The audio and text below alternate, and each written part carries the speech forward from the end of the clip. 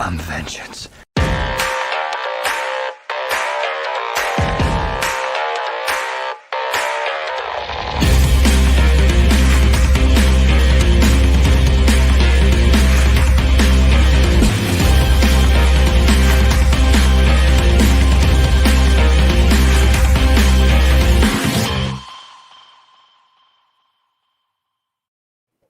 Welcome back, everybody. This is Mark 106 of the Super Civil Servants podcast. My name is Greg, the Bat Daddy 52, and I still have not seen Shang-Chi. Really, really want to. It's nothing against the movie. I really, really want to do it. Just hadn't found the time. So, heard it's really great, though. So, here to talk about a lot of things tonight. Some news, of course, the shows, and I got my boys with me. Ross, how you doing, buddy? I'm doing fantastic, man. It's been a busy week, but it's nice to cap it off. There you go. It's always a good, nice way to cool down at the end of the week. Talk with some friends. Clay's joining us. What's up, buddy? Doing pretty good. You know, I just said before we went live, you know, it's been a hell of a month. It's been crunch time at school. You know, things are ramping up at work. And, you know, I just can't wait until December because there's like 1 week or like 2 weeks, 2 weeks of no school. And I'm going to take that 2 weeks off of podcasting. And so the only thing that I will have to worry about is work. So it's going to be nice considering I have like 7 podcasts that I do. It's just like, you know, it's insane sometimes. That's interesting that you're happy that the only thing you have to worry about is work. Oh yeah. It's an interesting sentence, you know? Oh no, like comparatively, Yeah. you're just like, oh, I can't wait until I get vacation, right? Yeah. But like, I know it would be a really asshole thing to just be like, you know what? I'm going to take a break from everything. From life. Yeah. Like, especially like around the holidays and regardless of whatever industry you're in, the holiday season is always busy no matter what. So it's just like, I can't really be the asshole to be like, hey guys, I'm out of here for 2 weeks. See ya, you know? I feel you. Yeah. Post office won't let you take leave in December. We work all the way up to Christmas Day, like Christmas Eve. Like Christmas Day is the only day in December we have off. So vacation in December is just never going to happen for me. Well, with this accelerated learning thing at Full Sail, they only have 4 weeks off. It's one per like season. So I have like the springs. Yeah. I have 1 week in spring, 1 week in summer, 1 week in fall, which is like near November, and then another week in December, which is like the Christmas holiday season or whatever. So like I have to kind of be smart now with how I'm taking vacation and everything else, because if I take vacation at the wrong time, I'm still going to be doing schoolwork. So, and I don't want to do that shit. So yeah, you're gonna take a break, like I said, take a break from life, right? That's yeah, the way to do it. All right, well, you fellas ready to get into it, man? We got some. I say we just start with the shows, and then we'll do some news after that. Sound good? Sounds good to me. Shows are fresh in my mind anyway. I just watched most of them, so I like to cram them all in Fridays. What'd you watch first? What did I watch first? I actually watched Stargirl first, and it's actually on Raw. Man, see, I knew when Ross came on this show that this would happen because growing up with this guy, he's a perfectionist. Okay, and he's good at it. Like he's good at everything he does. Everything is so meticulous and perfect. Guy's got show notes typed up and like beautifully, like spacing everything, bullet points. I know, like looks when like a school project. when you were saying show notes, I'm like, Super Silver Servants doesn't usually do show notes. What are we doing here? Right, exactly. That's why I'm so surprised. I was like, well, okay, gotcha. So you got to understand the background though. When there's so much going on in here, you got to type it out, or else you're not going to remember it. Oh you no, fly, and you're like, okay, hold on. What did I do on Wednesday? I tell my wife that I have like undiagnosed ADHD, so I'm constantly moving and I'm constantly freaking consuming content for all of my shows and stuff. I have to write out everything within a day. Everything. The first part of my workday, my lunch break, the second half of my workday, everything that I'm doing in between that thing, I have to write everything down for it to make sense. So I totally get where you're coming from, Ross. Yeah, I remember things better when I write them down. Like I don't type up show notes, but I have notebooks and notebooks since I've been podcasting, just filled with notes, man. Like save a tree, Greg. Hey, man, it's better. Right, old school. So send a letter in the mail. How about that? You should do. I'm trying to save you work, bro. All right. Well, let's get started. Let's. I watched Stargirl first. It's first on the list.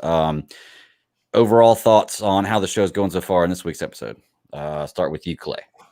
Well, I have a confession to make. I You have didn't watch not Stargirl. watched. I haven't watched it yet this week. It's completely fine if you guys talk about it. Okay. I'm the kind of person, I just said, I consume way too much content. In order to watch that content, I have to forget about other stuff. So I will eventually forget about Stargirl, and probably by Sunday when I actually watch it. Yeah. So you guys are good so far. I will say, I've been enjoying the season. I think it does. It is getting hit a little bit with the kind of like CW writing, the general CW writing tropes that they get. And it's going to get that because it's a teenage show. Like it's a show with teenagers. It's a show with kids. It's not going to be something like an Arrow or a Black Lightning that has a little bit more of the mature-esque storytelling that most of us probably like a little bit more. But the lighthearted stuff is really nice also. It really depends on what kind of story they're willing to tell and how they pull it off. So far, they're doing really, really good. The one thing that I kind of told Travis Hines over at DC Alliance, my prediction is that because we're seeing more and more older JSA members, we're most likely going to get a old JSA versus the new JSA because of Eclipso. That's my prediction. Interesting. Yeah. Okay. I mean, I like the idea. Yeah. Ross, what do you think? You bring up a very good point, the whole teenager part. I think they do a pretty good job curbing your expectations with like bringing in the old cars, and you really got to understand, Drew, there's only one very small set in this show, and very, very seldom do they reach out past it. And so with Blue Valley being such a small set, it's very strange that it feels like they're just kind of doing small circles the whole entire time on top of being a teenager show. But this episode actually, it finally did something beyond like the Nancy Drew murder mystery, trying to figure out what was going on with it. There's a lot more action going on. Great fight scene. Mm-hmm. I mean, for this show, it was a pretty good fight scene. Mm-hmm. I thought that it was interesting finally getting to see Eclipso. Mm-hmm. I don't know what your view on him was, but I think as soon as I saw him, I was just instantly sitting there like, he reminds me of somebody. Yep, it's in my notes too. The exact same thing. When I saw it in yours, I laughed. Yeah. So I'll go ahead and say it. I mean, Yeah. instantly, the moment I saw him, it was like Ivan Ooze.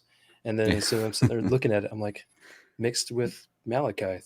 Like, That's funny. That's funny you guys say that, because last episode I said that the art teacher, whenever he like spewed out of the wall, Mm-hmm. it was almost like the animation of Ivan Ooze when he's going into the command center for the very first time. Yeah.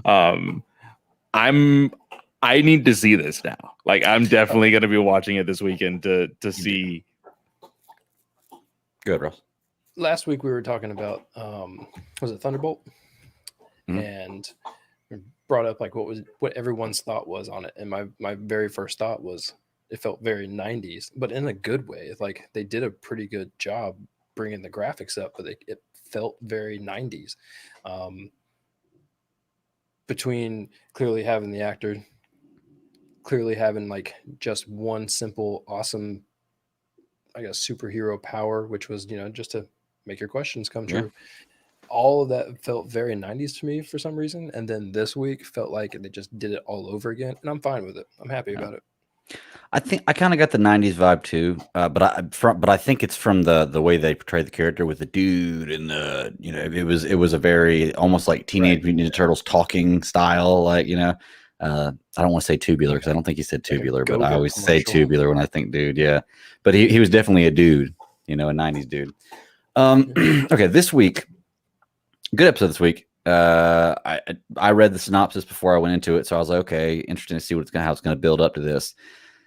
And it did have like one like what the fuck moment for me because and like I said, if you don't care about spoilers, we'll just talk about it. It's the moment that she actually breaks Eclipso out, because in my mind I'm thinking when this is happening, like, what the hell is she doing?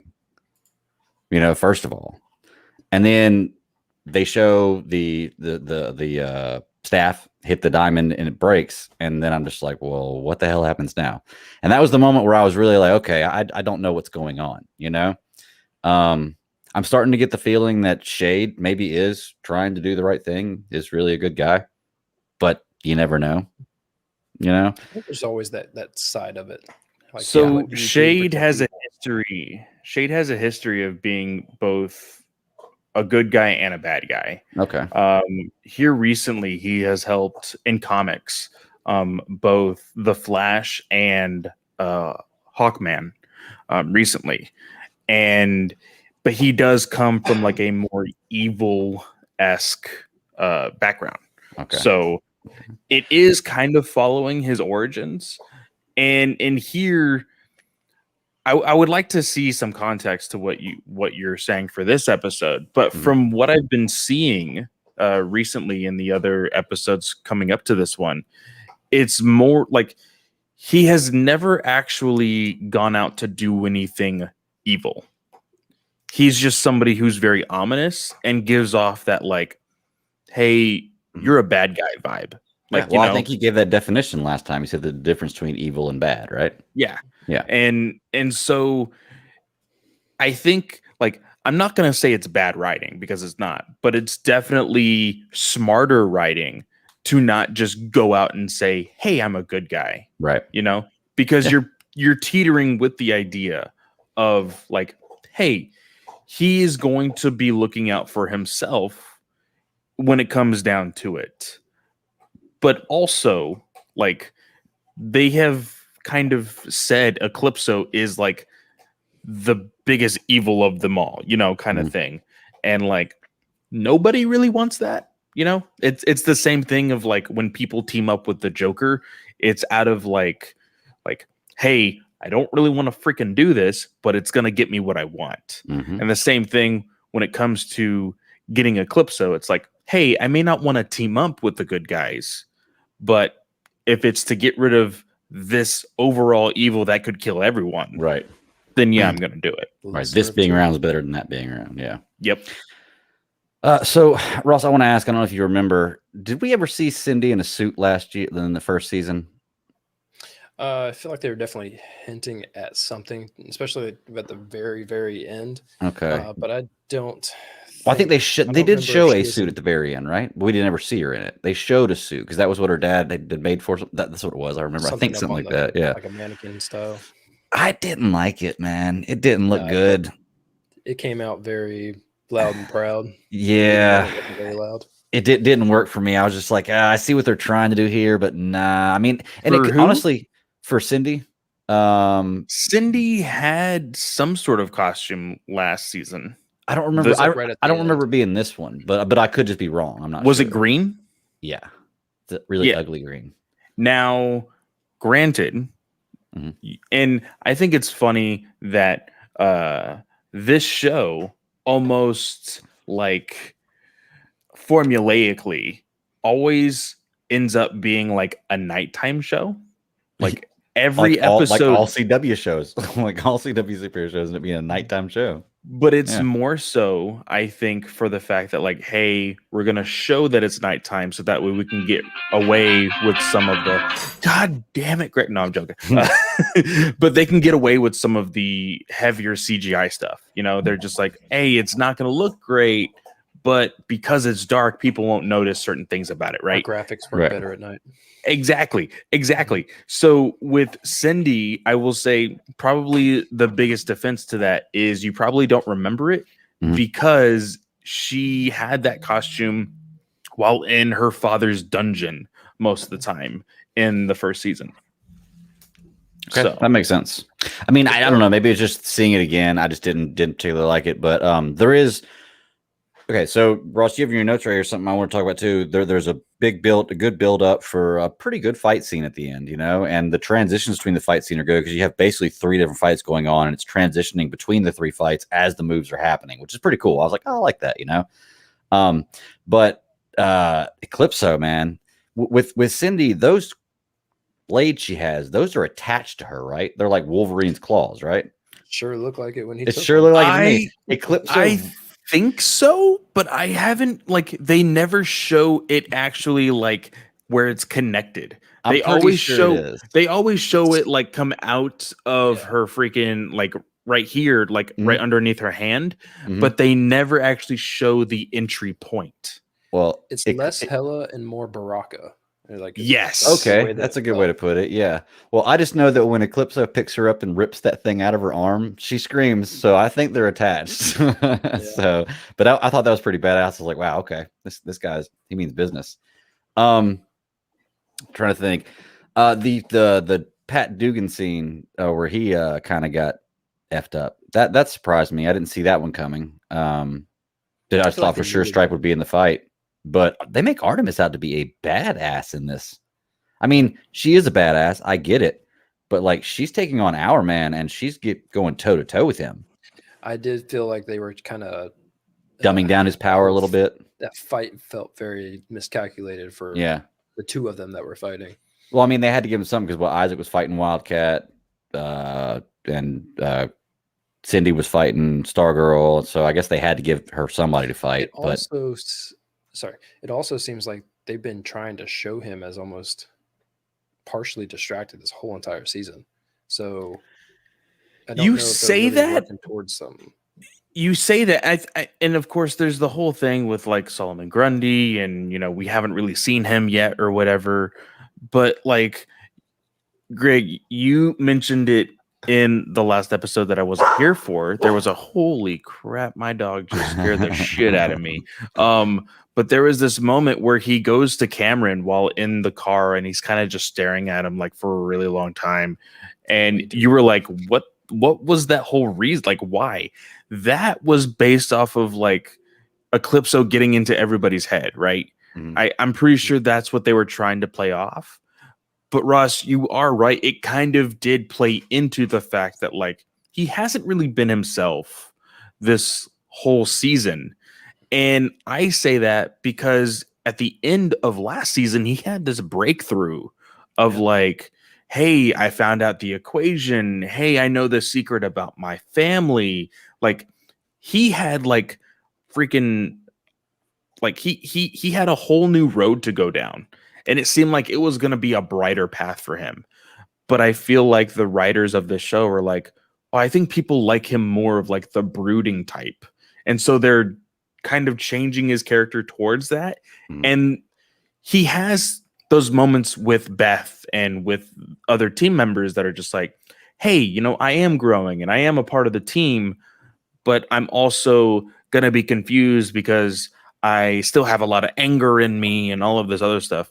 It's the CW I'm a teenage angst. teenager. Yeah, exactly. His angst. And I just feel like that's one of the only character developments in the second season that I don't agree with. Okay. He's the only one you can do it with, though. I think if you're going to have a brooding teenager, extremely hard. Like That's he's the true. one to Yeah. do it with. Well, there's the other guy who's the artist, the what's his name, son. Little icicle. Yeah. Oh, Little Cameron. Like Yeah. I see. I'm waiting for the other foot to drop or the other shoe to drop with that because last episode, I the was very waiting for this ending. episode. Oh, did it show again him like using powers? They just kept going a little bit more. Yeah. They're but pushing you to the edge. They're pushing towards it. We saw that Mhm. his grandmother has powers also, so probably his grandfather has powers. Like he's gonna find out like the shit that happened to his dad. And like I've seen more people lean on the part of him actually like not being okay with who his who his family is going to end up being, and he'll probably be a good person. He'll be like a good guy. But I don't know, like because it's CW, I'm almost inclined to think that he will take the like I'm gonna take revenge on my father. Like how could you kill him? Blah blah blah blah blah trope. Yeah, I think that's what they're going towards. They're walking the line of making you think he's going to be a good guy or a bad guy, and the fact that him and Courtney are now starting to get, you know, lovey-dovey with each other, it's going to make it that much more angst Yeah. between what's going on. You got to throw a little romance in between the guy who's going to be eventually be a bad guy. I'm almost positive of, and the Romeo and Juliet lead baby. character. And it'll probably be something that happens at the last episode of the season. Like you'll open up next season and they've been carrying this on and not talked for weeks. And now they're going to, it's going to be something like that, I'm sure. So, Yeah. But I don't know. We'll see what happens. Beth still continues to annoy me. You know, she was in the fight in the end, and it did salvage a little bit because I was like, what the hell is she there for? Like, there's absolutely no reason for her to be there. And then she is the one who ends up finding Mike and saving him. So like, okay. They gave her a little bit of reason, you know, or not saving him, but pulled him out. But I kind of want there to be some sort of like intentional training on Beth's part, because like, don't get me wrong, people can be a brain. They don't need the brawn. Oh yeah. But like, you need to also be viable when like shit hits the fan, you know? She is. And I don't think she's very viable when shit hits the fan. Well, the first thing they got to do is give her a better costume, because that thing is horrible. It does look like everybody else is very reminiscent of the JSA, and don't get me wrong, hers is kind of like what Dr. Midnight is, but hers looks the most homemade. Right. Yeah. That's the only problem that I have with it. Like everybody else looks like a legit costume, while she's like, oh, I kind of like I got my bed sheets, I got the curtains, like, and I came up with this, you know. These guys let me tag along. Pretty much, yeah. That's kind of the feeling with her, and I'm sure that, you know, she's going to have a bigger part in the future. And I don't dislike the character. It's just that, you know, I mean, make her more important is what I want. I want her to be a bigger part. I want her to mean more, and maybe they're working towards that story. And she's going to be the arc. I mean, they already showed her not seeing, but communicating with Midnight in the shadow area. True. And so, true. you know, eventually they're going to have to pull that story out. If that's going to be the shoe that drops for the next season starting, then I mean, it's possible, but maybe it's going to lead up to the finale, and who knows? Ooh, Clay walked away for a second, so I can say this and feel good. Look, Nathan says it's the Goodwill costume. That's true. Okay, so the fact that we know now that Dr. Midnight is not in fact dead, that he is is trapped in the shade, I guess. Yes. So Shade has like, I'm trying to. It's really funny because Obsidian, the brother of Jade in the comics, has kind of the same power as the Shade, and like the shadows that they work with are endless, and they can kind of go into this like shadow realm, and that is where Dr. Midnight is. Okay, yeah, then they showed that a couple episodes ago, or maybe it was last episode, I'm not sure. But it brings me to the question at the end, and you know, Clay, I'll drop this. I'll try to say it for you while you were gone, but I'll drop the spoilers anyway. So Shade, I guess kills Shade towards the end, or at least does something to him where he's gone. Isaac is dead. Cindy is dead. Like, are they dead or are they trapped somewhere? Is my question. Well, Cindy didn't go out like everyone else went out. Right. She faded into like a pit. Was it Isaac? Isaac, I think he's dead. He seemed like he's gone. Yeah. Wait, Isaac, the Pied Piper, the violinist. Yeah. Yeah. Yeah. Whenever they ripped out Cindy's blade off his arm, he threw it into him. So yeah, pretty sure he's dead. Yeah. See, I'm kind of glad that, and I'm not saying this in a bad way. It's just like a trope that I don't necessarily need to see. But like, if this season ended up being hey, first season was JSA, you know, getting a new JSA. Now we need a new, you know, evil team that's of the same age. Like, I don't think that would have worked very well, you know? Yeah. So I'm kind of glad they're like, nope, let's cut it at the knees. This is how it goes down. So I'm kind of glad, you know, Cindy's plans didn't go exactly the way she thought they were going to be. So, well, I think it played. To be honest with you, I think it plays more into the fact that they've been trying to, that what Pat's been trying to tell to Courtney the whole time is you really don't know what you're getting into. Yeah. And that's what these kids really don't know. Well, like these kids are all new to their superpowers and they think they're indestructible. They're teenagers with superpowers. I would think I was too. And they have no fucking idea what they're getting into. And Shade even tells them that this time. Like he's like, so I mean, it plays into the kind of the theme of the show, I think, which is what's been going on the whole time. He doesn't seem dead though. It seemed like whatever they did with him was so if his power derives from Eclipso, then it seemed like what they did was he was either screwing with him or if he just took it away. But I mean, I don't know if you noticed the Abe Lincoln picture in the background. Like it was almost like they put him all the way back. I don't know if they sent him back in time or if he was actually in a house to where that picture was. I don't remember if that picture was in the house that they went to when they met Shade at the table and had their little tea party. But that scene, my first thought was they ended up pushing him through time somehow. So I was curious about that too, because I mean, it didn't seem like he was dead. It just seemed like they did something with him that they're not going to explain yet. Yeah, you're right, because they did show him after that. It looks like he was getting attacked and he just somehow disappeared and showed up somewhere else. So yeah, you're right. I don't think he's dead, but I do think of those three, I think Isaac's dead. He looks like he died, unless they say that like they saved him off screen, which they can do in this kind of show, I suppose. But I've seen a lot of things go up in ash that don't come back. Oh, that's right. I forgot he did go up in ash after that. I forgot he didn't just leave his body. Okay, yeah, he's dead. He's dead. I think we'll see Cindy again. I don't know, man. Show's going in a really crazy direction. I'm interested to see where it moves forward. This is definitely the middle of the season for a CW show. Yeah. The way a CW show does it, it's you build up to the middle of the season where the heroes are defeated in the middle of the season, and the second half of the season is them rebuilding and figuring out how to defeat the character. Barry's just got to get a little bit faster, and that's the way it works. So, just shaking his head. It's true though. That's always the problem with Barry. He's just got to get a little bit faster. I'm really hoping that they put that animal down next season. Like I'm really hoping. I mean, like they keep going back to that well. Athlete's foot next season. Yeah. It's rough. Like we see all the worst parts of it, right? Like we'll see it in like Facebook posts or Twitter posts, or like somebody will highlight it on TikTok or whatever. But I saw a video the other day of somebody legitimately saying, "Hey, here are all the things that are wrong with the Flash in the last 3 seasons."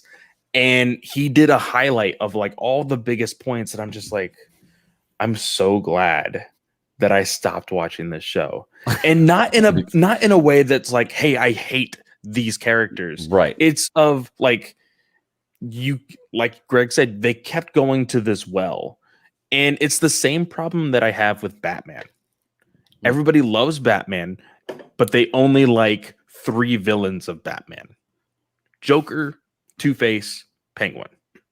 It's the same 3 recycled all the time, majority of the time. Okay. Now, syndrome, man. I mean, everyone wants to do what they want to do, and and if you don't have room to continue to grow, then you only stay a certain size.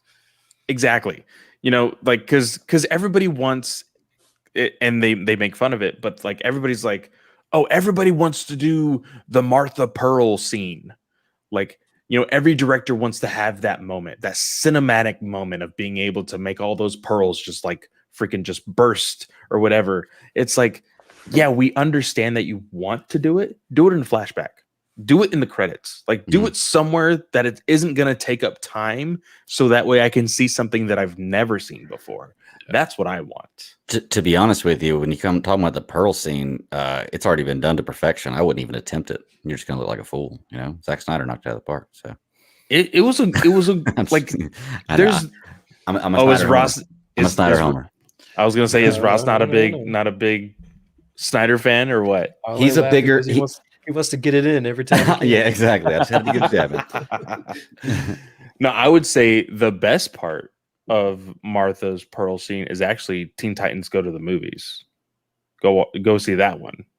Seen that one. I just don't remember I don't remember that part. Is it go to the movies or is it the sequel that they do it? Where I'm not like sure. they go back in time and they're like, oh crap, we have to make Batman again.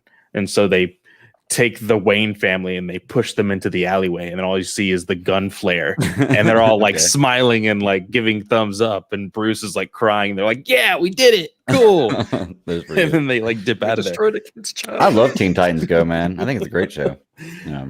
But like with that, I like, because I don't know if because today, I think today is the first day that Superman and Lois is on HBO Max. So you don't have to watch any of those stupid like CW commercials on the app or anything. You don't have to fast forward through like commercials if you're watching it live. Like you can just binge it. Right now, Superman and Lois and Stargirl, complete opposites of each other, but feel like a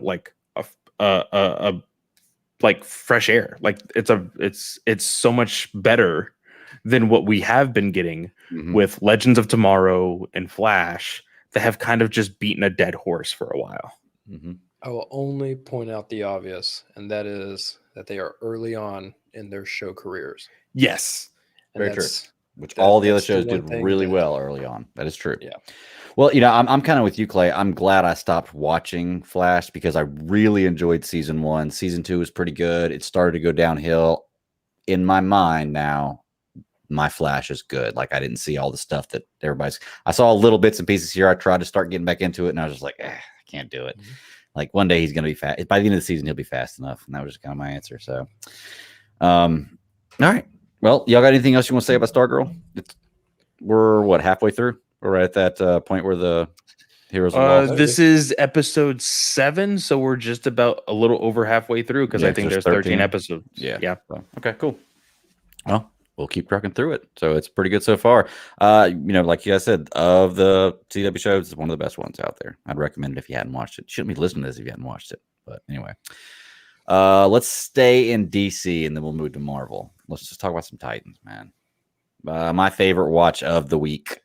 Generally, it is of these 3 shows, even though What If's been pretty damn good the last few weeks. Did you see the video of the actress who plays Barbara do her training montage? I did not. Oh yeah. Like whenever, because there was a moment in the I think it was 2 episodes ago, Lady Vic, when they fought in the alley in Crime Alley, they showed the training montage to get her to that point. I will tell you, the training montage felt a little bit more intense than what they actually showed on screen for the episode. And I think that's only an editing problem, unfortunately.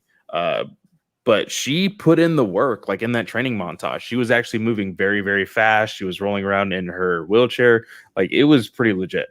That character I didn't like at the beginning of the season. I didn't like the actress as the character. As the season's gone on, I like her more and more now. I can really see a great acting chemistry between her and Dick Grayson, or the guy who plays Dick Grayson. They seem like a couple. You know, I mean, even though they're not a couple in the show, they seem like a couple.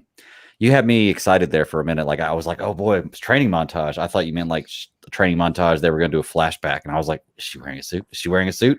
See, we're not gonna see I don't think she was Batgirl. You don't think so? In this universe? Okay. I mean, it's don't possible. think yeah.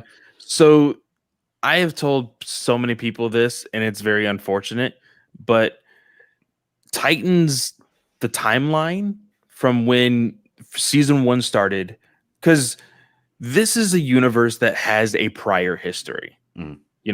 There was a year or few years that Dick Grayson was Robin that we did not get to see. There's entire relationships with heroes that we have yet to be introduced with, because they have created this universe and they're just telling the story of like what happens after, right? So the timeline, unfortunately, from what they have shown us, is kind of fucked. Yeah. And the reason why is, like, we didn't know this, but Alfred apparently died sometime between season either 1 or 2 or 2 or 3, because in season 1, he's the one that is able to give Dick Grayson his Robin costume in the first place in that season.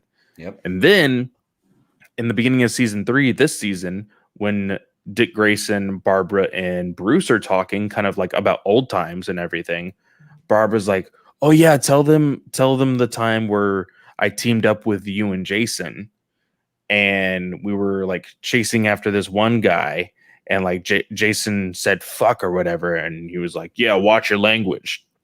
And we're like, oh shit, she teamed up with them. That was Batgirl, but she never specified. It's true.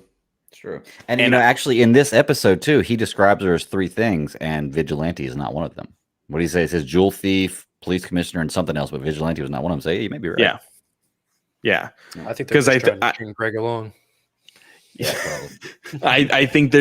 I think in this reiteration, it's just she had her moment of being the jewel thief of like, hey, keeping her dad on her toes or whatever.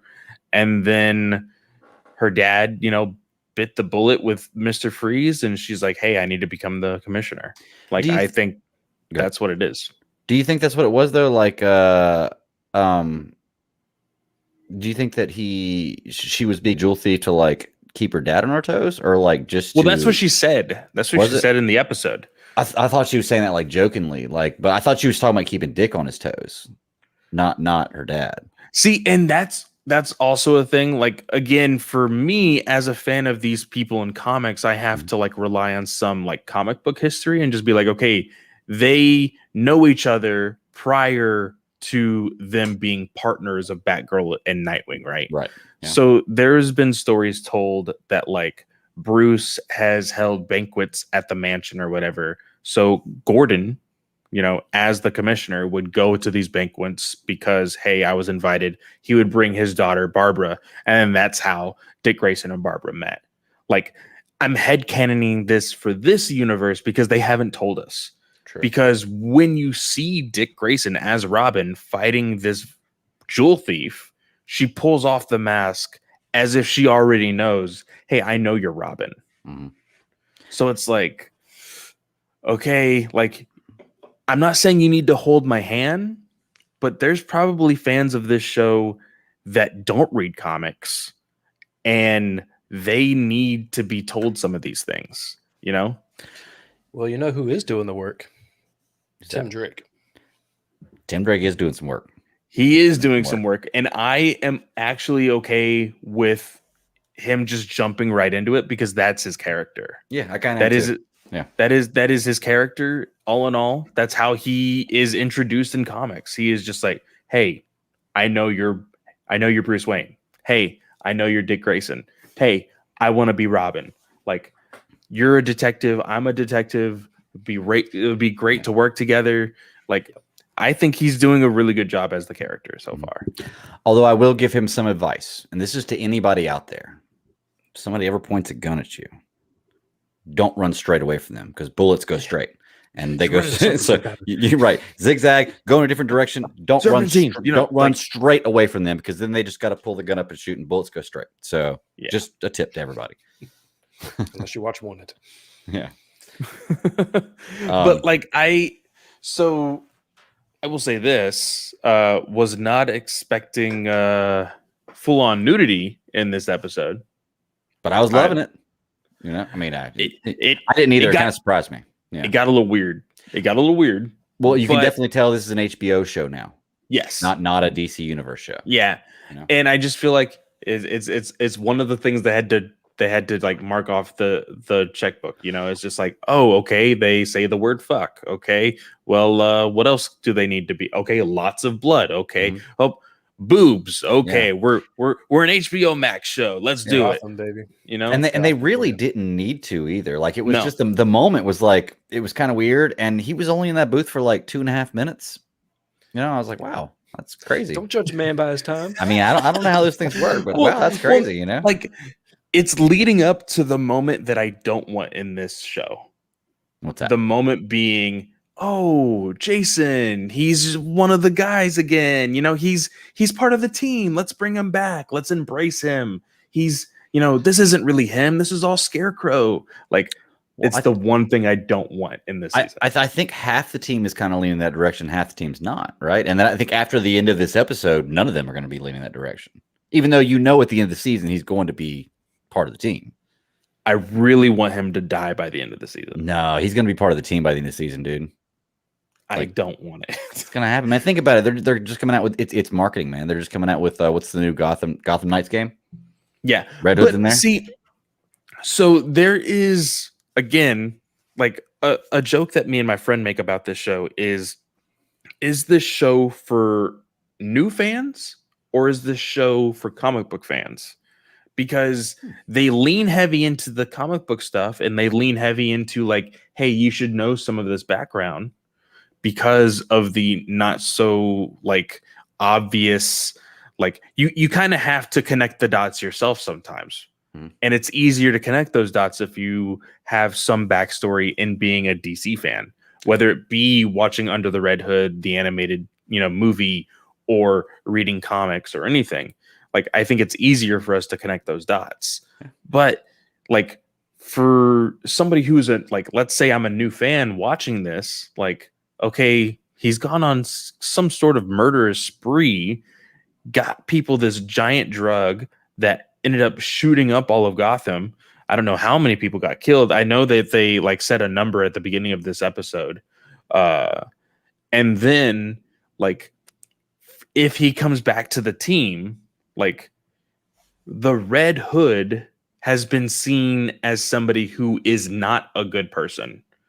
He can't come back as Robin because we would assume that Tim Drake is probably going to be the Robin of Titans, right? I don't think they'd introduce him otherwise. Exactly. What's the point?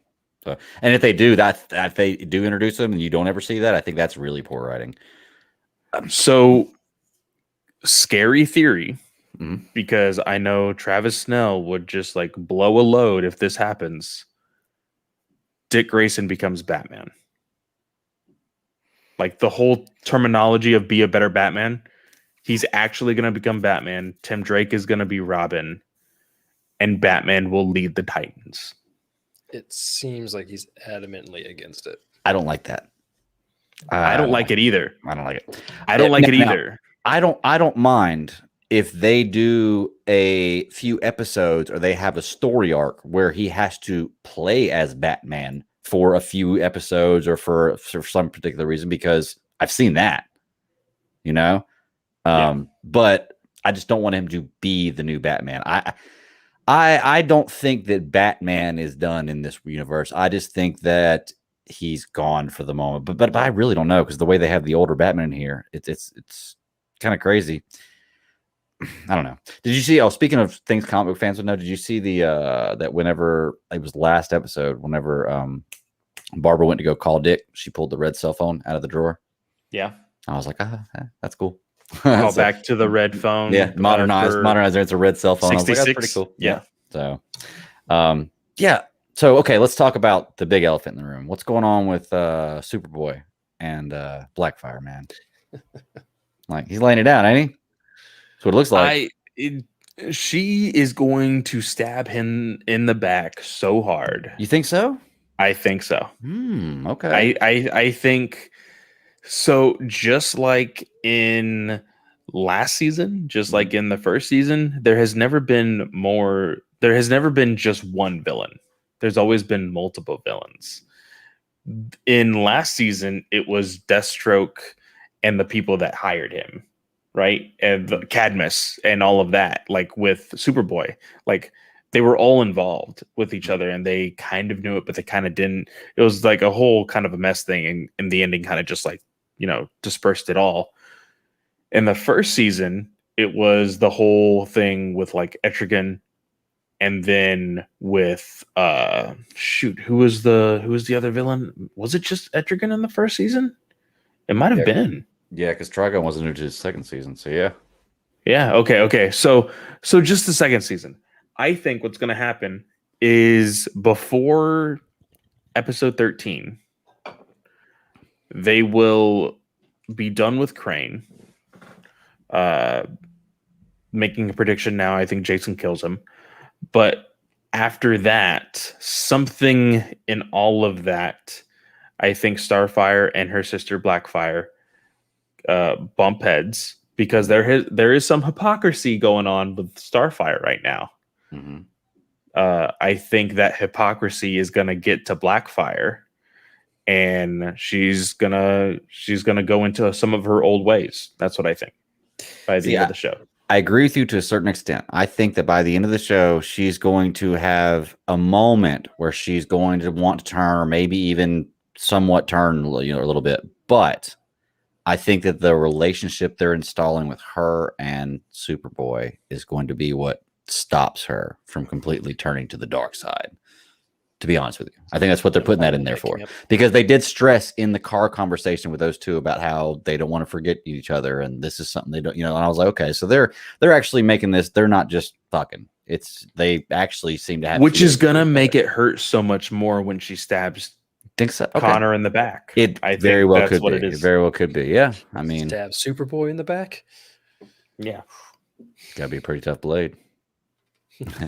But also, he told her his weakness in this episode. He mentioned kryptonite. Like that's kind of. I think if out there. Look, for somebody who knows Kryptonians, can figure out where the tunnels are. I'm pretty sure anyone can figure out. Yes, and let me just say, like, I love Tim Drake's character in here. Some of his line delivery was not the greatest. Yeah. It was, again, he's a fanboy. I understand it. Trust me. I know. Mm-hmm. There's my name right there. Fanboy Clay. Completely understand it. But some of that line delivery was not great. Like the whole, like, you know what? I'm going to find Red Hood and Scarecrow, and I'm going to show you how it's done. I'm like, oh, dude, like, no, like, I understood where he's coming from. Like, he wants to be a part of the team. Like, I get it. But the line delivery didn't get it for me. Yeah, it wasn't there. I'll give you that. And that's definitely not the way you go into the situation, like you said. I can't believe that at that point that Dick just let him be. Just okay, go. Yeah. Like, you're gonna kill yourself, dude. And I'm sure he didn't. He's gonna live from the bullet wound. It's Tim Drake. He's not gonna die right here. Well, I don't know. It's Titans, they may, but the bullet went clean through. Why isn't Superboy cauterizing that wound or speeding him off to the hospital? The second part, yes. I don't know if you can cauterize a lung and then everything else, but sure.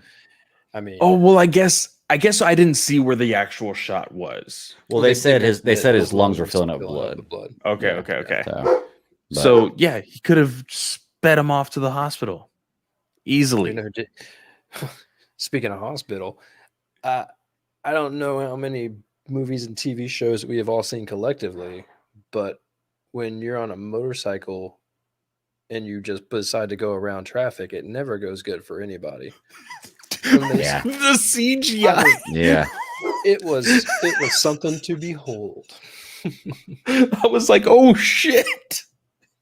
Yeah, I honestly kind of couldn't believe that was how they took Dick out. Like, with all the stuff they're doing, like all the stuff he's gone through, dude took a bullet to the shoulder from a sniper rifle, a couple, like 2 weeks ago. And you're going to take him out by just not paying attention to traffic and, running into a vehicle. You're going to ground Jason the bird wasn't even running. Traffic rules. There was like no reason for him to be in any kind of rush. Jason was literally just watching everything happen. Mm-hmm. It's not like he was running away or anything. Mm-hmm. Also, Jason has to be underage. He has to be. Like, and I understand that it's Gotham, but the dude was carrying around like a bottle of liquor for the entire episode. And then how in the hell did he get into that underground, like, fucking sex dungeon? Like, Batman showed him the sex dungeon. That's what it was. He's the one that told me you only need 2.5 minutes. It's funny that we mentioned it like that, because I'm sitting here looking at my notes and I'm looking at funny things I wrote in my notes. Like, Tim shows up for Dick to show him his one-handed meat hook. Like, Jesus Christ! That was in the show. It happened. Tim showed up for Dick to show him his one-handed meat hook. Jason gets Dick in his tunnel. I wrote that down. I was like, well, okay. Yeah, I can go a lot of different ways with these show notes. So, you name somebody Dick, what do you expect with my kind of mind? I mean, you can't put them in the corner. It's true. But yeah, this show is killing it for me. We still have not seen a damn thing about Donna Raven and Donna. Yeah, like what the hell's going on? I mean, I guess we got 6 episodes left. They promoted it in the actual trailer, and they showed her prominently in like posters and behind the scenes footage. I'm like, you can't do that. And then like, oh, but we're only going to show you because it's going to lead up to the next season. Like that's going to be some bullshit. I feel like if they do that. I'd be happier with that than if they just wait till like the last episode or two and drop both of them and be like, oh, I brought her back. Here we are. Let's save the day. That's ruining the season finale, right? Yeah, no, I'm not gonna like that either. Yeah. But I have to ask you guys because I'm getting a lot of criticism over my criticism of this character. How do you guys feel about Crane so far? Up until this episode, I liked the character. This episode, it's like this guy's starting to bother me. Like before, he seemed like a mastermind. He seemed like a guy who was in control, and I really liked his mindset. And like the actor was decent actor. It's a different take on the character. I kind of liked it. This episode, it's a guy I kind of wanted to just punch in the face and be like, "Shut the fuck up, dude." But it seemed like they definitely flipped. No, I agree with you completely. I think it's been fun to watch because I think I said last week that it was just interesting to see a different take on Scarecrow to where he wasn't the doom and gloom mentally ill person. The extra like flamboyant of like phobias and all of that, the stereotypical Scarecrow he was doing of Gotham it in a different way, and it felt natural enough to enjoy. And I mean, the scene with his mom didn't strike me wrong.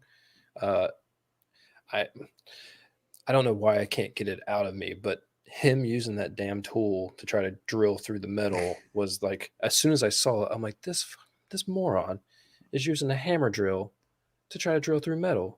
And I'm like, what is going on? And they actually point out in the episode, I'm like, they're making him look stupid.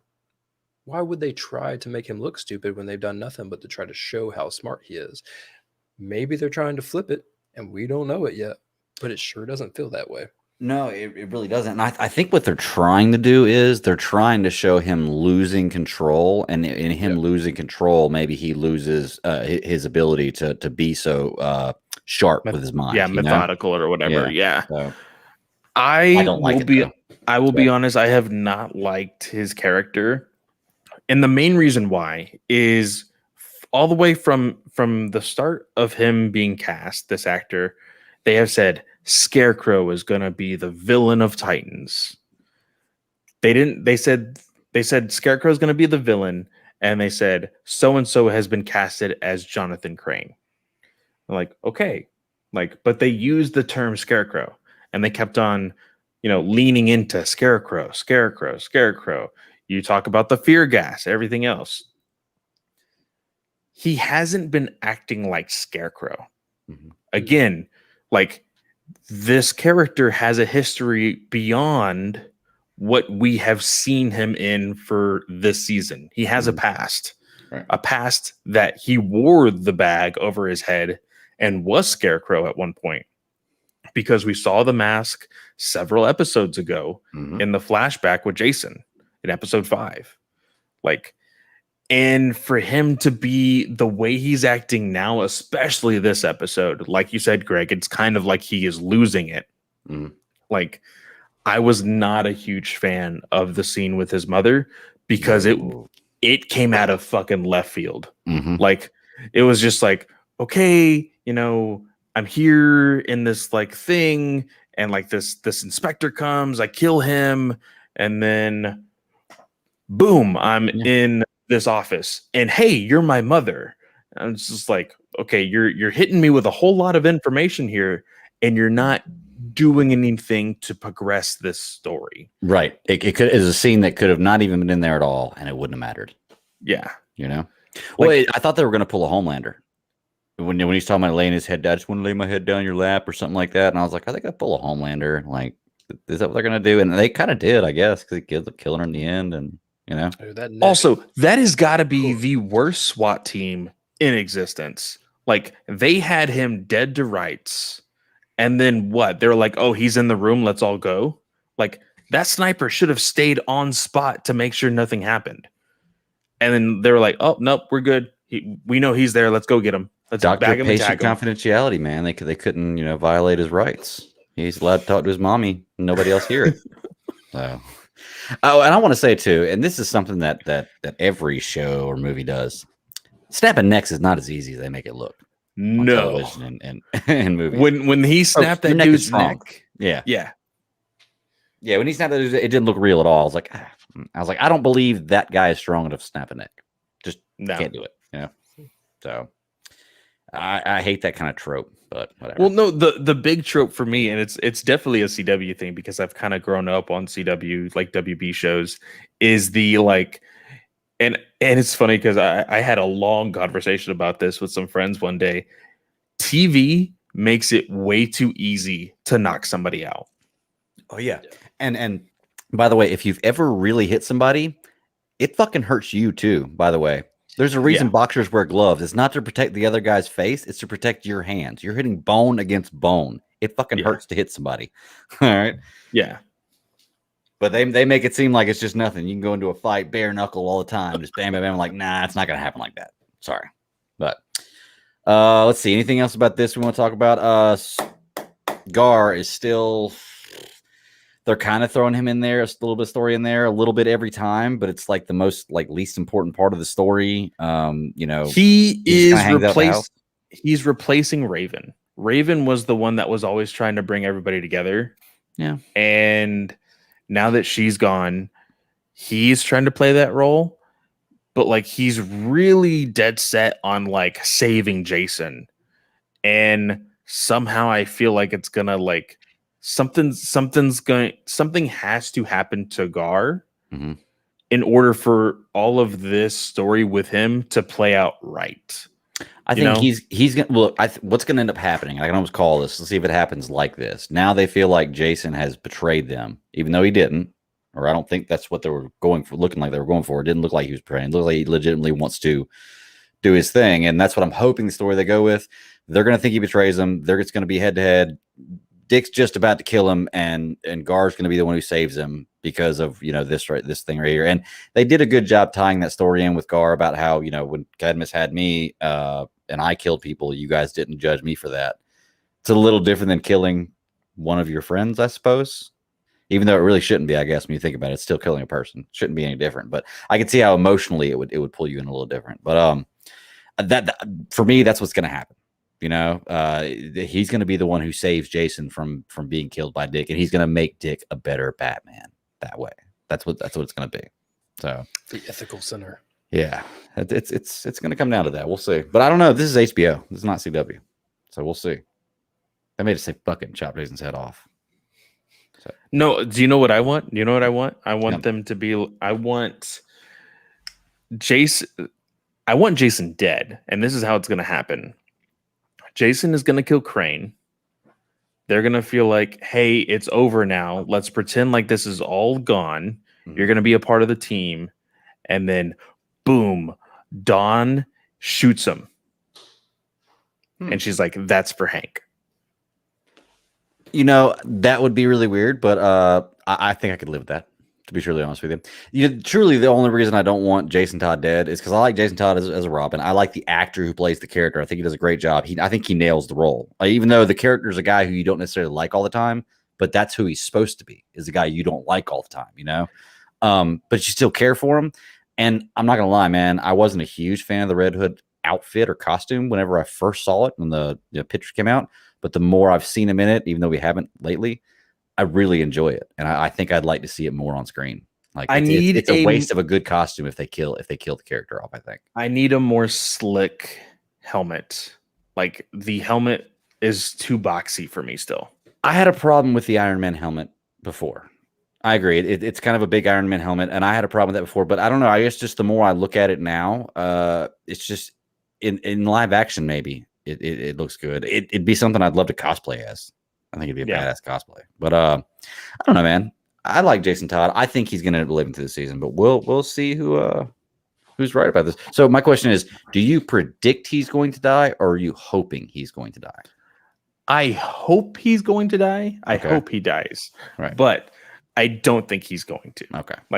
For me, just because I don't like the actor, mainly because he isn't intimidating to me. He doesn't I saw him as Robin, because he's a little kid. He was a brat. Like, that was Jason. I liked him when he was introduced, but like once they kind of like rushed this whole Red Hood story, because I do feel like it was a little rushed. Like this whole thing with, because that was the big criticism for the beginning of this season. It's like, boom, he's dead. Boom, he's Red Hood.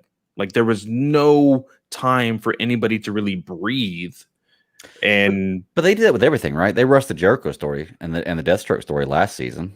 I mean, they got to kind of rush these because they're trying to fit a couple of story arcs somewhat into a season together, right? But the climax of the Deathstroke story didn't happen until the end of the season. True.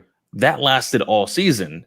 Like, I feel like you could have made the Red Hood story last all season without revealing Jason. And then like the climax of the season be like, oh shit, that's Jason. Yeah. I mean, it kind of felt like he was definitely that character beforehand anyway. I mean, there was no, I didn't feel like you really had to guess who was going to be Red Hood. True. No, I mean, think about no. it in the comics. It doesn't take very long for Dick and Batman to figure out. And even if it was, even if there was more time than just episode 2, like that's the biggest criticism that I had, because like, yes, we as fans, we've seen the animated series, we've read comics, like we know who Red Hood is, but like for somebody who is just jumping onto this show just because, let's watch this show. I've never heard of Titans before. Let's watch it.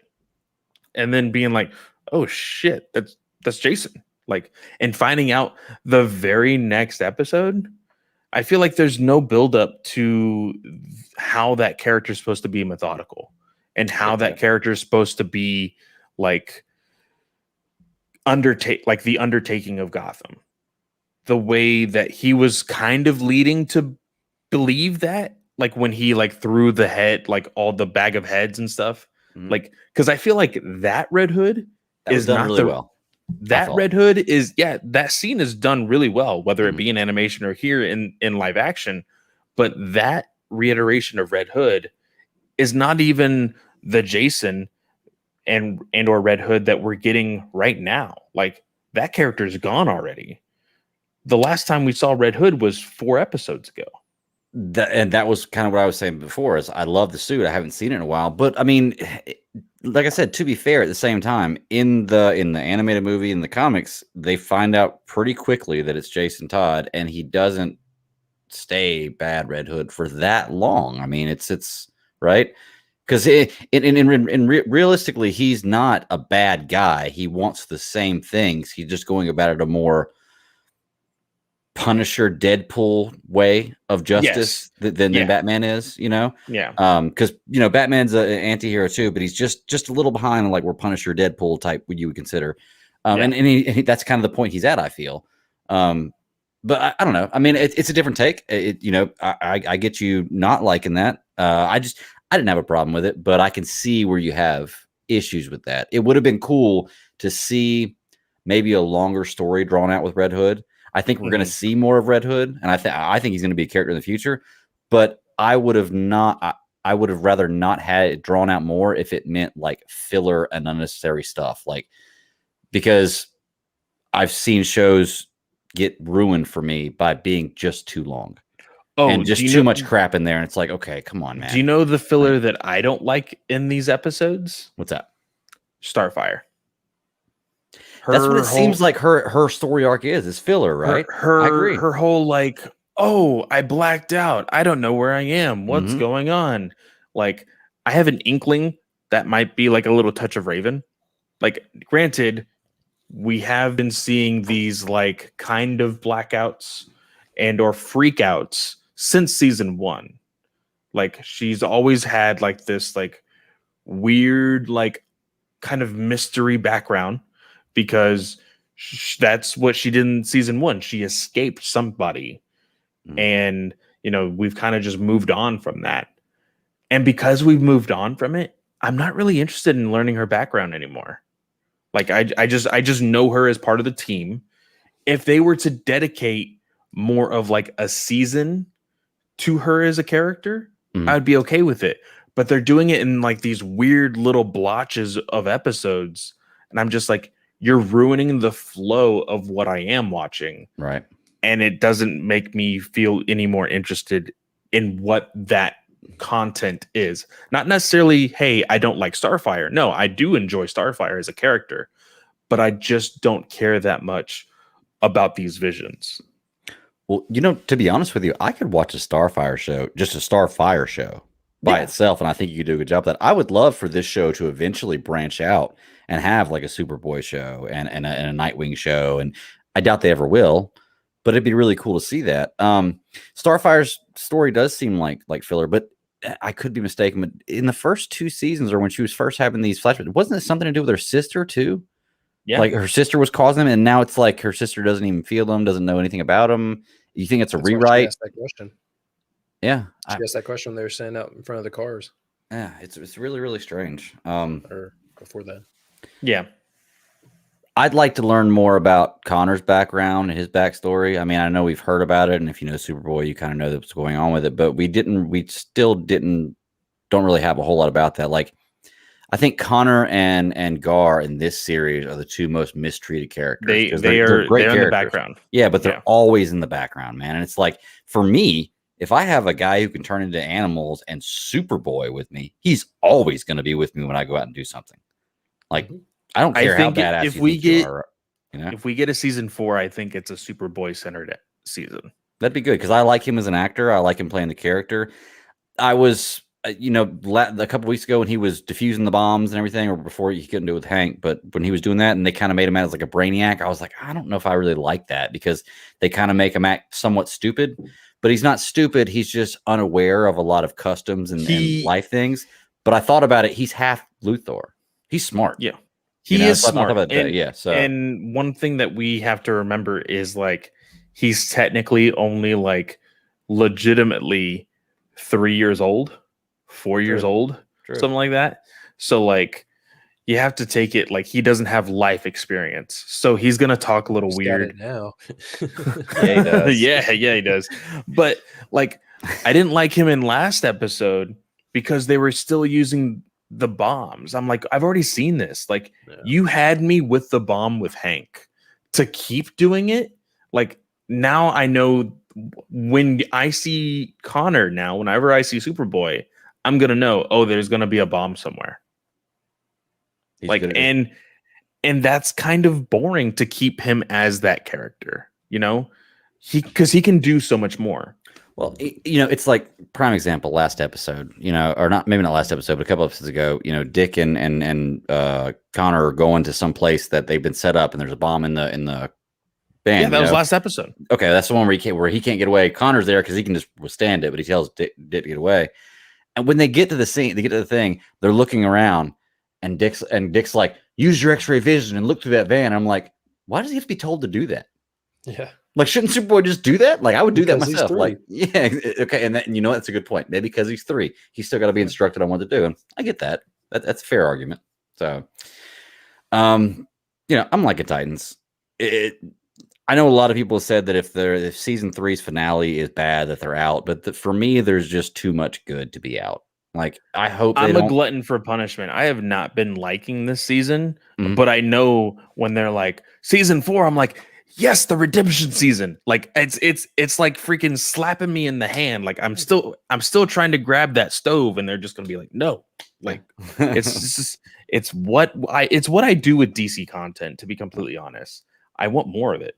And if it's the same show, then I'll take it. Unless it's Flash, then just put that puppy down. Yeah. Yeah, it's time to lay that one down. Put it to bed.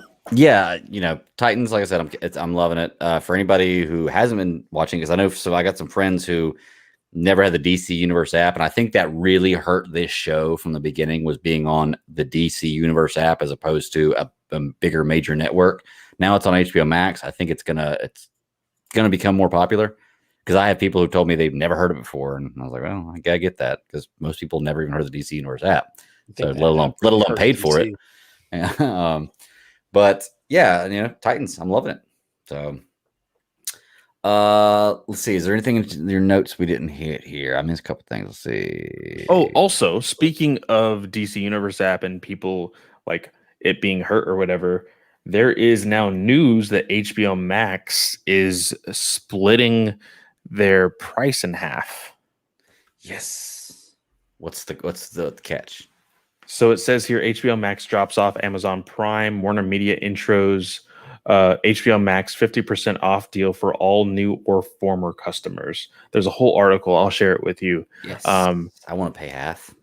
Nice. I get it for free. So does that mean that they pay me now? Like I would They be okay should. with that. They should. They're making a lot of savings.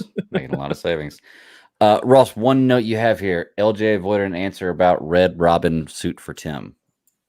Explain that one. So, yeah, LJ Shannon was the costume designer that did the AMA with the producer.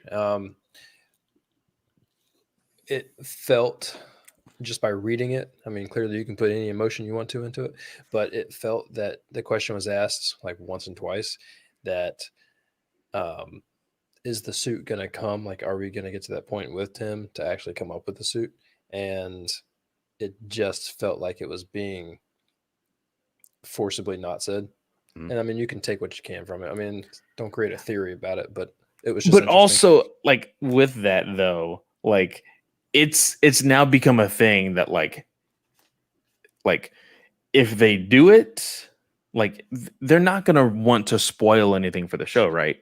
But if Yeah, they no, but if they don't do it, and like and fans are expecting it, that's gonna hurt them even more. Like I don't fall in that trope of like needing to get into like what people are not saying.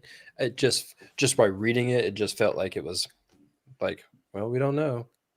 Well, I guess you're gonna have to watch and see. Right. You I can't, will- if you don't just say no, then you just answer the question. Basically, I will right? say, like None of there the was answers were no. So there was only slight differences between Dick and Jason's Robin suit.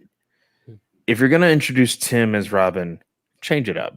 Like, Well, it's a different suit. It's a totally different suit looking suit anyway, isn't it? well, when Tim Drake became Robin, he had some sort of like differentiating suit from Robin, and then he became Red Robin. Okay. So those are two different costumes within themselves. But What if he they just starts, skip him being Robin altogether and just go straight to Red Robin? I wouldn't mind that at Okay. all. But based on the fact that we've already seen two Robins on screen, Yeah. no. Want to ask you a question. Are we ever going to see, we've seen the name of Carrie Kelly.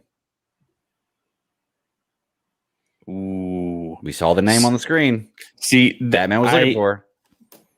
A friend of mine, co-host of Batman News Weekly, big Batman fan. He hated that cameo. He hated that whole thing that Wiped the screen. Batman is already looking for other Robins at all times. I mean, it only makes sense kind of in this universe of like, hey, I need to be prepared. If Dick left, that means any Robin can leave. So Or I need to if be prepared. Gets killed, you know? Be Exactly. prepared for that, yeah. Okay, so I would be okay if there was a not saying that she needs to become Robin, but like if there was a moment where like she needed to be protected. Let's say that somebody, gets the files of the Batcave. Now that, they kind of know that Bruce was Batman, right? Mhm. Like now everybody that Batman was kind of watching over is now in danger. And like now they have to protect Carrie Kelly. Like I'd be down for it. I just got excited. What if they do like a season from now, Batman comes back and he's an old grizzled Batman that needs a mechanical suit to fight, and nobody will fight with him because they're all sick of him. So he recruits Carrie Kelly as his Robin, and they do. Greg, Frank I'm gonna Miller story. Greg, I'm gonna tell you the same thing that I tell Travis Hines. Like when expectations like that is watching a train wreck in slow motion. Like it'll never happen. Don't get your expectations that high. But like I would genuinely be okay with them having a little bit more of like not just a photo cameo, but like an actual in-story cameo of like, hey, you are a person of interest, and we know that you're, like I said, we know that you're in danger. Mhm. please, we're going to protect you for this whole episode. Like, that would be cool. Just to introduce the character. Yeah. That would be cool. I personally think that was all you probably ever see that, because I'm willing to bet you, unless you dive deep, unless you're a dive deep into comic book reading, you probably don't know the name Carrie Kelly. So, okay, 2, are we going to ever see a Damian Wayne? I mean, we've seen all the other Robins now. Well, a lot of the other Robins now. Can they write him into the story where he comes back and he comes to season 4 and he's like, hey, by the way, I'm Bruce Wayne's son. See, and this Damian Wayne, if the show lives for that long, season 6 or 7. Okay. That's something you do way down the road when you're fishing for stories to pull from. I get that. Because the show started with Dick Grayson Robin. In that same season, we got Jason Robin. Mm-hmm. Now we have the possibility of Tim Drake becoming Robin. Oh, he's going to become Robin. There's no way. If next season Tim Drake is Robin, and then the story is, hey, he can't be Robin because I'm supposed to be Batman. Damian comes in and they're like, oh, well, you can't just be Batman. You have to be a Robin first. And like that's too many Robins. Like, too many Robins at that point. Well, at some point in time, if Batman doesn't come back, they've got to stop calling it the Batcave and start calling it the Robin's Nest. Am I right? I mean, you got to. Why call it a Batcave if Batman's not there anymore? Here's a question for you. They moved to Gotham because of the events that have been happening with Jason. When all this is said and done, do they go back to San Francisco? Are they going to bring that badass Titan signal in the sky with them? Like, I mean, oh my God. What's the questions? Stop. Like, when I saw that, I was like, no. I was like, why? They even mentioned it. And Dick even said, it's a T in the sky. Like, awesome. I'm like, yeah, dude, you nailed it. I mean, if there's something about adjectives that you haven't figured out yet, I think that they are actually, the way that I have read conversations was that Gotham was going to be this season and this season only, but it seems like it's too good to play with. I don't know if they would actually want to push on, because clearly if you go somewhere else, you can tell your own story. That, I think, would be their best option, so that they're not spending the whole time spinning their wheels in a world that's already been created and everyone has every bit of knowledge about. If you're going to play with the Robins, play with them, set them up, but then go back to where you were and actually keep your story progressing, rather than trying to keep playing the same Batman 101 all over again. Yeah. I mean, it's hard to, when you include Batman, it means that you automatically, like, you have a checklist of things you have to hit. Like, just because it's Batman, it's hard to rewrite the character. They're going in a totally different direction with that character in this one. With the Gotham thing, me personally, you could base every story in DC in Central City, Metropolis, or Gotham, and I'd be okay with it. I don't care. Those are my 3 cities for DC. Like, that's my fantasy cities. Set everything in there. I don't care. That's the whole world. Well, that's Themyscira in there. Maybe Atlantis. Okay, maybe there's a few. Sorry, there's a few other places, but there are places of. There's a few places. So, like, people just know of those places, right? Right. But just like Ross was saying, like, you have expectations with those places. Right. If they're in Metropolis, we better see either a Red Blur or Lois Lane or Steel or somebody, right? Yeah. If you go to Central City, there's got to be mentions of the Flash. Like, you put yourself in a corner of, like, hey, if we're in Central City, because I think that's one of the things that I don't like about CW is, like, oh, this is the Flash show, so they have to do Flash villains. And, like, the big thing with Arrow was, like, oh, this is like Batman, but with Green Arrow. Mm-hmm. They were playing with Batman villains, but giving it to Green Arrow. But with everybody else, they're like, oh, well, you're the Flash, so you have to have Flash villains, when they weren't doing that with other characters. And here, you're the Titans. Yes, you have your own villains, technically, in Titans lore, but, like, play around with the freaking DC universe that you've already said you've established. You know, play around with it. You don't watch these shows because you know everything. Mhm. You watch these shows because you want to know something new. Yeah. And you know, I think that breaks actually fans down to three categories. To be honest with you, and I think this show is aimed to please the fans of the material, the source material. Mhm. It's also aimed to please people who are interested in learning new things about this genre. If you're one of the people who will just catch something your friend tells you to catch, you may watch it. But what I would consider a general audience, you probably want to give the show a chance. To be truly honest with you. I consider my wife general audience. Okay. Anything that she won't really get into and watch in the first 15, 20 minutes, I say, okay, most general audience probably wouldn't watch this. To be true, she's my barometer for what general audience would watch. She wouldn't watch Titans. I've tried to get her to watch Titans with me a few times. She wouldn't watch Titans. She watches MCU stuff. She watches some DC stuff, but she's tried to watch Titans. She falls asleep. She goes and does something else. She doesn't watch Titans. So I don't consider this a general audience show. I think this show is geared towards more fans of the source material. However, my daughters have never read anything and they love Teen Titans Go. And I actually bought them the animated Teen Titans series, the more adult one, to watch, and they love that. So it can bring in new people who don't know anything about the material and they still love the characters and learn about the characters. But yeah, I mean, it's Titans. I mean, for me, I love it. I think it's pretty cool. Give me some Donna Troy. Give me some Raven. I want to see it before the end of the season, and I don't want to see it just like they come in to save the day at the end. Like, if that happens, I'm going to be pissed, and I'm going to bitch about it until season 4 is announced, and I start watching season 4. That's what's going to happen. So I know that's what's going to happen. I'll be like, oh, I'm so pissed off about that season. Like just like you said, Clay, I'm a glutton for punishment. So like, it's the redemption arc. Yeah, that's what season 4 is going to be. Well, and it's like I said, I don't think that personally with this show, from what I get from it, because I love seeing everything. It's a show that of these ones we're watching, I'm most into when I'm watching it.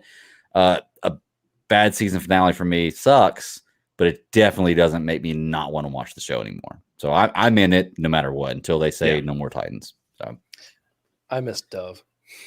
I miss Dove too. Yeah, for a lot of reasons, but I definitely miss Dove. Yeah. Dude, I still cannot get over the fact that they killed Aqualad so fast. I know. I was so that upset about suit that. was so cool looking. It was so awesome, and the guy played the role well. The character was great. Like, I love that, and they fridged him. They fridged him for Donna Troy, and I was like, "Come on!" Like, I get that it happens all the time, but don't do that. I don't know. Anyway. All right, well, that's all the shows we got. Ross, you got a whole bunch of news here, man, and you were telling me. Well, oh yeah, we got to talk about What If. You're right. I'm sorry, it's not. That's all the DC, the important ones to me. But no, I'm just kidding. I love Marvel. Just kidding, y'all. Well, break it down, Ross. Let's talk about What If. What did you think about this week's episode as opposed to all the others? I'll tell you right now, watching for the trailer, whenever they threw out the view of Killmonger, I was interested in the story that they were going to tell with him. I thought that it was, when you have such a character and you can only tell the story in a movie, you want to know more because clearly, I mean, he played him up in such a fantastic way that you're left at the end of Black Panther really not knowing how you want to feel. Because you're like, yeah, he did something horrible, but I mean, he was partially justified. His views and what he thought was going on. And so I really loved that. And I really wanted to see what else they could do with it. And something that I put in here that I thought was just glaring to me while watching the episode. You can get away with telling these types of stories because of the universe that they've created. And I think that alone made me be able to get lost in a retelling of Killmonger's story. I thought that it was fantastic the way that they showed off his straight smarts. How else would you turn around? The very beginning when he showed up to save Tony Stark clearly felt a little bit different. And I guess after watching Iron Man, like you'd be like, well, that's where they forced this episode to go. Mhm. But everything after that was awesome. I mean, the way that he basically took down Obadiah. Every little bit that he did, minus of course not having Iron Man in the MCU in this storyline, Mhm. was fantastic. I thought that Killmonger was not a wasted character, but there was so much more that I wanted to see from it. I think everybody did. People loved him as a bad character. So come to the very end where he creates drones with Tony Stark to actually get into Wakanda to set up a fight that wasn't necessary. The whole entire thing was, in my view, a great animated story. I Yeah. don't know, really better way to put it. Yeah, I enjoy this, man. This, going on what you're saying, this show, the animated series of What If so far is giving it's the fuck it show. It's the show that I feel like, want to say, make stakes matter. You're allowed to kill a Tony Stark. You're allowed to kill these people because everybody looks at it and says, "Oh, well, that's not the real universe. That's not Tony Stark. It's okay, kill it, no problem." And I like the different story. Clay, what do you think, man? I really enjoyed this one. I will say I felt that it dragged just a little bit. I felt like this, like a lot of people are like, "Oh man, I kind of wanted to like move on with the story," because the cliffhanger was great. The cliffhanger was with Shuri and Pepper, like, "Hey, we both lost somebody that we very much loved, and let's get justice for what happened." I'm all down for that. Maybe a part 2 in season 2 or whatever.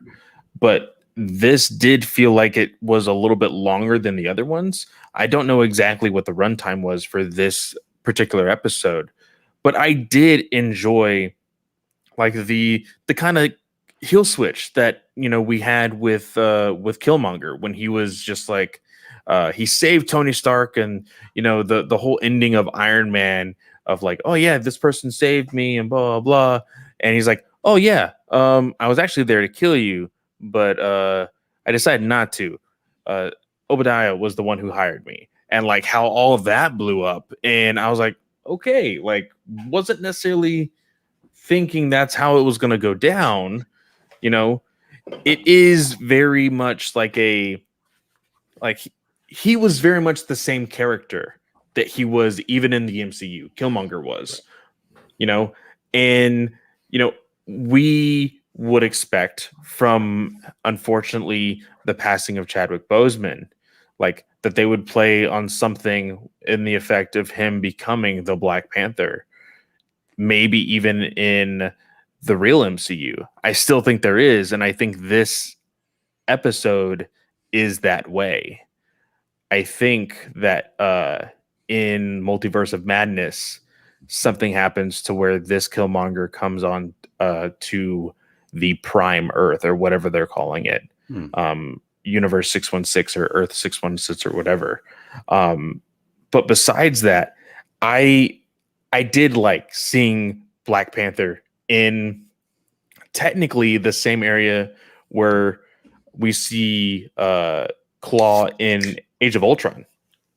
It was in that same factory, and they used the same tech in Iron Man, the one that kind of like you saw like the veins and everything with the ears, and how like it was like some sort of sonic emitter. And in the movie of Iron Man, Obadiah says, "Oh, this is an R&D production, and they said that was inhumane." Blah blah. Killmonger has almost the exact same verbiage, but he is using like this giant gun instead of this little remote thing, and he basically kills T'Challa with it, and then he kills freaking Rhodey. Like the mind of Killmonger, I've always enjoyed. His motivations were the same as well. He was, like I said, he was very much the same character here. But I felt that it was a little weird that he did so much just to be able to be like, ha, now I'm the Black Panther. that's my biggest issue with the story right there, Clay. And I do love this episode, but that's my biggest problem with this episode is I don't understand the end game. For Like, me, the ends don't justify. Now, it almost seems like this story, the way they ended it, it could be a continuation, and I know a few of them been like that. And I'm hoping that what they do with season 2 is they just, like maybe episode 5 of season 2 is a continuation of this story, and they just pick these stories and they continue telling these stories in different directions. I don't know if they'll do that. But yeah, it definitely was the biggest issue for me in this episode was the end game for Killmonger.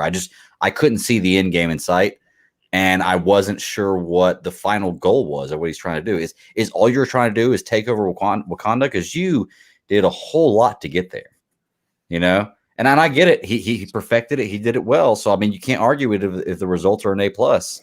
But man, like it was kind of crazy. Now, I do like this character as an anime character on screen. I've discovered today that it doesn't matter what Michael B. Jordan is in. I'll watch it and I'll enjoy it, even if it's animated. Michael B. Jordan's a badass, So Killmonger, which I think is actually really hilarious because Michael B. Jordan is a really big fan of anime. And for them to put that line in this episode, I laughed. Robot, I really enjoyed it. He's like, oh, that's a little much. He's like, what can I say? I like anime. Yeah. Like that was really, really funny. But I really did like the line from T'Challa when he was getting the power of the Black Panther. He crossed over to the other plane, and T'Challa basically said, like, hey, like, you can get what you want. You're going to become the Black Panther. You're going to get everything you desire. But in the end, you're going to die. And we still know what happened. I know what happened. And you're still going to end up here. So, like, regardless of how much power you have, like, it's not going to last forever. That's what I say. I'm waiting on you, bitch. When you get here, I'm waiting on you. So I'll be at the gate. I'm going to hang out in this tree. That's right. Now, Killmonger is a character I love because I'm always a fan of a really well done villain. Like Michael Shannon with Zod, Tarkin, Plagueis, like just all kinds of great villains. For me, Jesse Eisenberg, Lex Luthor, I thought he did a great job. I loved his role there. But like just having a great villain makes the story so much better. And when you could find that actor that can really portray that role, it's perfect. And Michael B. Jordan nails this role as Killmonger. It was really cool to see him on screen again. It's a villain that I can't stand that they killed him at the end, because for me, it's a waste of a great actor and a great character. The guy seems like he was born for this one. I won't say he can only do this role, but like he's definitely the guy for this role. I couldn't picture anybody else in this role. Like that's Killmonger in my mind. Like I said, I would love to see a continuation of the story, especially with the way it ended with Shuri at the end with Pepper Potts, and she cracked the code. She's got her with Tony Stark, and it's basically showing she's smarter than him. I like your idea of Killmonger coming back as Black Panther, maybe to like the Prime Earth, but I kind of like the idea of Shuri becoming Black Panther too, man. Like I kind of want to see that. I think it would be a really cool take. So well, I think either way, I'd be happy. Not necessarily him coming back to be Black Panther, but him being a Black Panther from another Earth. For him coming to this, Prime MCU, so that way he can still be a villain, like because he's dead. I got you. I see what you're saying. So instead of bringing him back to life, he comes over from a different world, and boom, he's there. I do think they're going to go the route of Shuri being Black Panther. It'll be very interesting. So I like the idea of it. I loved her as a character. Like I loved it. If they don't make her Black Panther, I definitely want her to be a big part of the Black Panther lore in the big screen in the future, because I loved her as a character. Yeah. But Ross, what were you going to say? I think one of the interesting stories that they could tell that kind of falls in the same category would be, what if Killmonger, which you'd probably never get the name, but what if he, turned out to be the Black Panther of the universe? Pretty much like, kind of to your point, Clay. But what if his dad actually never did anything bad? Something happened to T'Challa, and Killmonger becomes the actual Black Panther. Kind of switch the roles. of that universe. I like would that. be okay with that what if story. Mhm. Make it a season 2 episode. Let's do it. And see, And- I don't think that they're gonna do too many follow-ups because I think I I don't have a huge background in the comic books of What If, but I feel like they're kind of doing the service or the show a disservice if they do continuations when they have so much that they could tell. Yeah, you could go anywhere. If you right? avoid all and of I these saw- endless stories. Yeah, in your show notes it says here says hearing some people talk about how dark the series can be compared to how comics were. Mhm. That's actually not true. I agree. A lot of Well, what if it's more hope. stories. Yeah, It's more yeah. like hope is, I think, what I was kind of driving at with that is most people felt like What If still gave you like a sense of hope, where this one feels like after you watch all of the Avengers die, you're like, fuck. Yeah. You know, and How like, am I supposed to move on from this? It seems like the only way that things work out in our fortune or in our favor is the prime universe, and everything else is like, well, we're Right. kind of fucked, you know? Yeah. And with these, I don't want too many follow-ups because I'll be completely honest. Marvel Zombies, there has never been a better story of Marvel Zombies since the first one. They did Marvel Zombies 2, they did Marvel Zombies 3. They recently did like a Marvel Zombies Resurrection. None of them have hit like the first one. And so if they try to just like it's that whole thing of like trying to catch lightning in a bottle Yeah. and like, hey, let's see if we can do this again and again and again. They're never going to get it right. These episodes have hit exactly how they're supposed to hit. And I think that's the point. See, that's why I don't get why they're making a Guardians of the Galaxy 3. You know, they should have learned their lesson. They made a great first one, like one of the best Marvel movies, and then they made that crappy number 2. Why even try for a 3, man? Just leave it. So. tell me more. No, dude, you're right, Clay. I don't know. I like the idea of different stories. I mean, a continuation would be cool. It's one of those things that if they didn't continue it, I would be okay with that.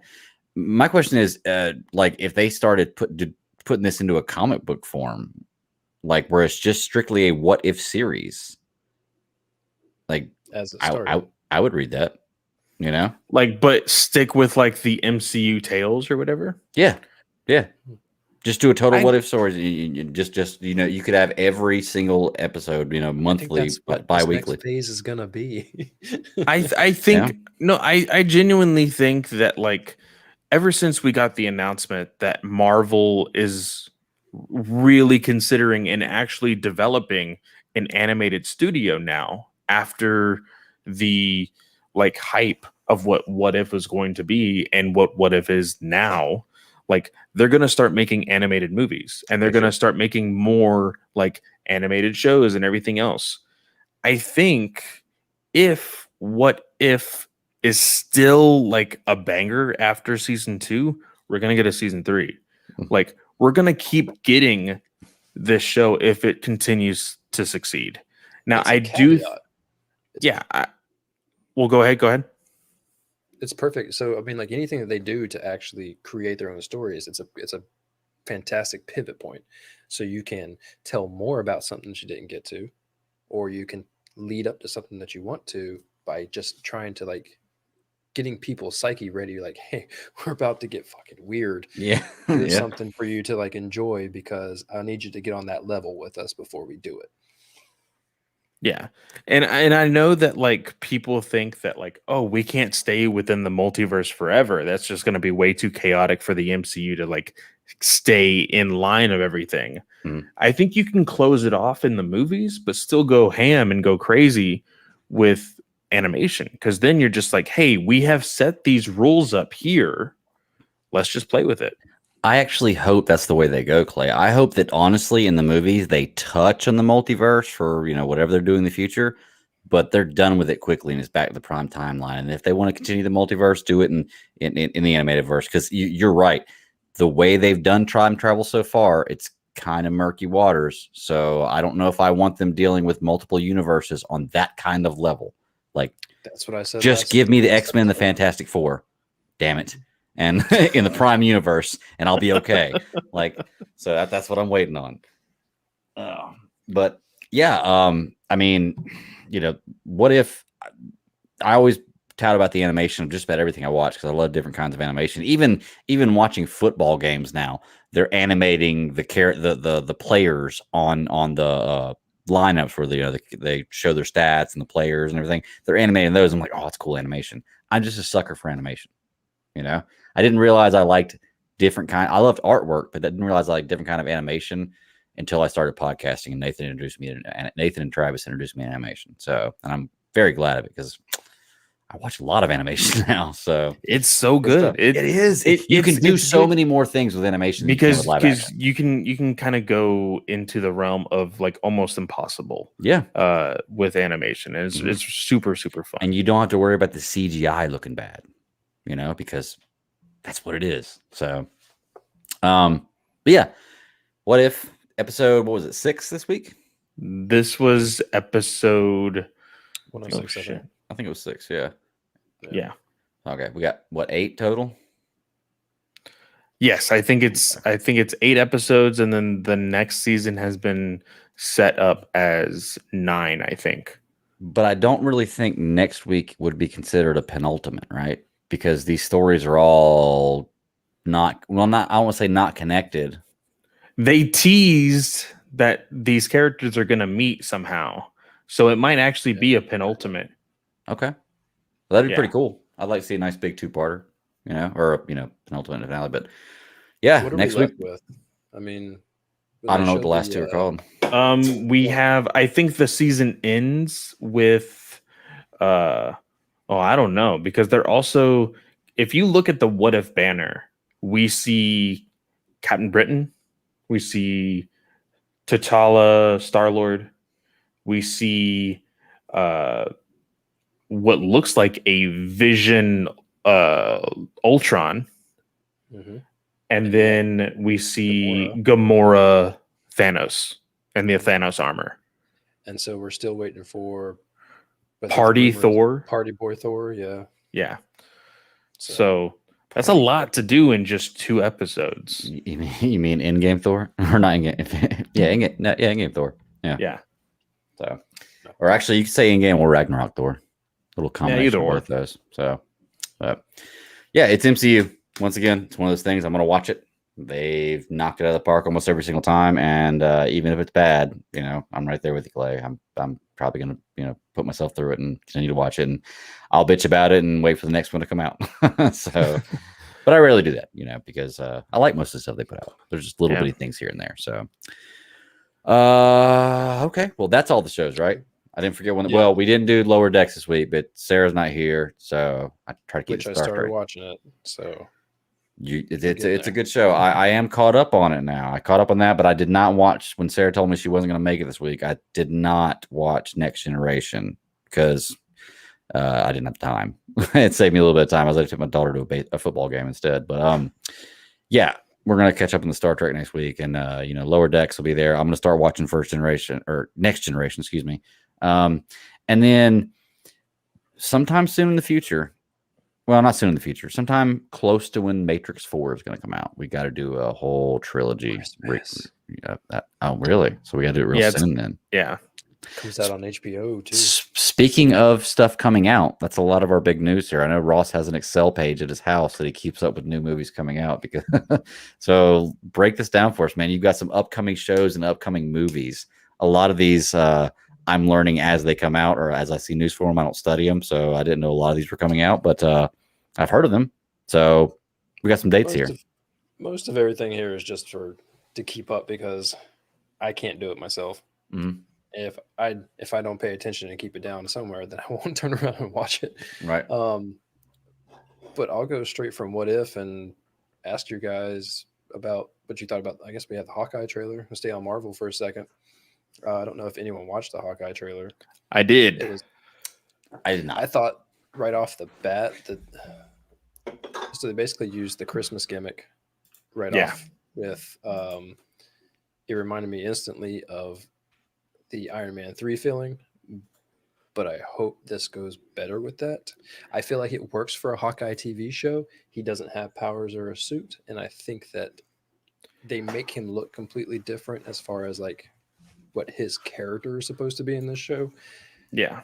But I'm along for the ride. I'm interested. I've loved all of the shows that they've come out with. So See, with Hawkeye though, with the way this trailer is, like you hit the Christmas music instantly. You see the lights. You see like the Christmas dinner that Clint is having with his family. Hawkeye And then or Rogers the musical. yeah, you see the musical, and you really get this sense of they're probably going to have a lot more fun than they definitely tried to have in Iron Man 3. This, like Christmas, New York, I instantly get Home Alone vibes. Like, and with the way like Haley Steinfeld's Kate Bishop is usually portrayed as, like, I feel like this is gonna be leaning into that comedy a little bit, and I'm okay with it. Like, if it has the right amount of Marvel comedy, I think it'll be fine. Now there are heavy rumors with who's going to be showing up in this show, like, and so much so that a source that I rely on a whole bunch has confirmed it. Like, I'm just like, oh shit, like things could really be really fun with this show, not just in the sense of like introducing this new character of uh Kate Bishop, but introducing more players into the MCU as a whole. Clay, you're a bigger comic book guy than I. Are they building towards a more of a new Avengers or young Avengers? So there is a young Avengers team out there. We have seen a lot of the characters. We've seen Scarlet Witch's children. They are both part of Young Avengers. We saw Isaiah Bradley's nephew, who is Patriot, who is a Young Avenger. Haley Steinfeld's Kate Bishop, Young Avenger. That's what I'm saying. They're setting it up where it Like- looks like it could be. You know, Like, I think that there could easily be a Disney Plus original movie, Young Avengers. okay. And you think they could still For do sure. that and do New Avengers too? Because it seems like they're Yeah. setting up for that a little bit too. You know, Yeah. Although I swear, if they do New Avengers and they don't include a Jessica Drew, I'm going to be so pissed off. Like, put Spider-Woman in there and put her in that red and yellow suit. Damn it. Well, again, you have to remember Spider-Woman is technically Sony property. Don't care. Sony, give them away. I want to see Spider-Woman. everyone And, doesn't care except for what's her Sony. name? Sony's the only one that cares. Felicity Jones. Right there you go.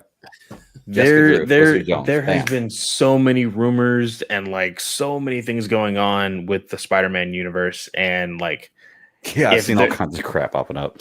like how like people think that Sony and Marvel have like legitimately made a done deal with like, hey, Sony is now part of the MCU, and it's like, oh god, I'm not sure how everything's gonna be playing out, but I guess we'll see pretty soon, because Venom is what, 10 days away, 11 days away, something like that. Crap, is it? Dang, I got to see Shang-Chi before I see Venom.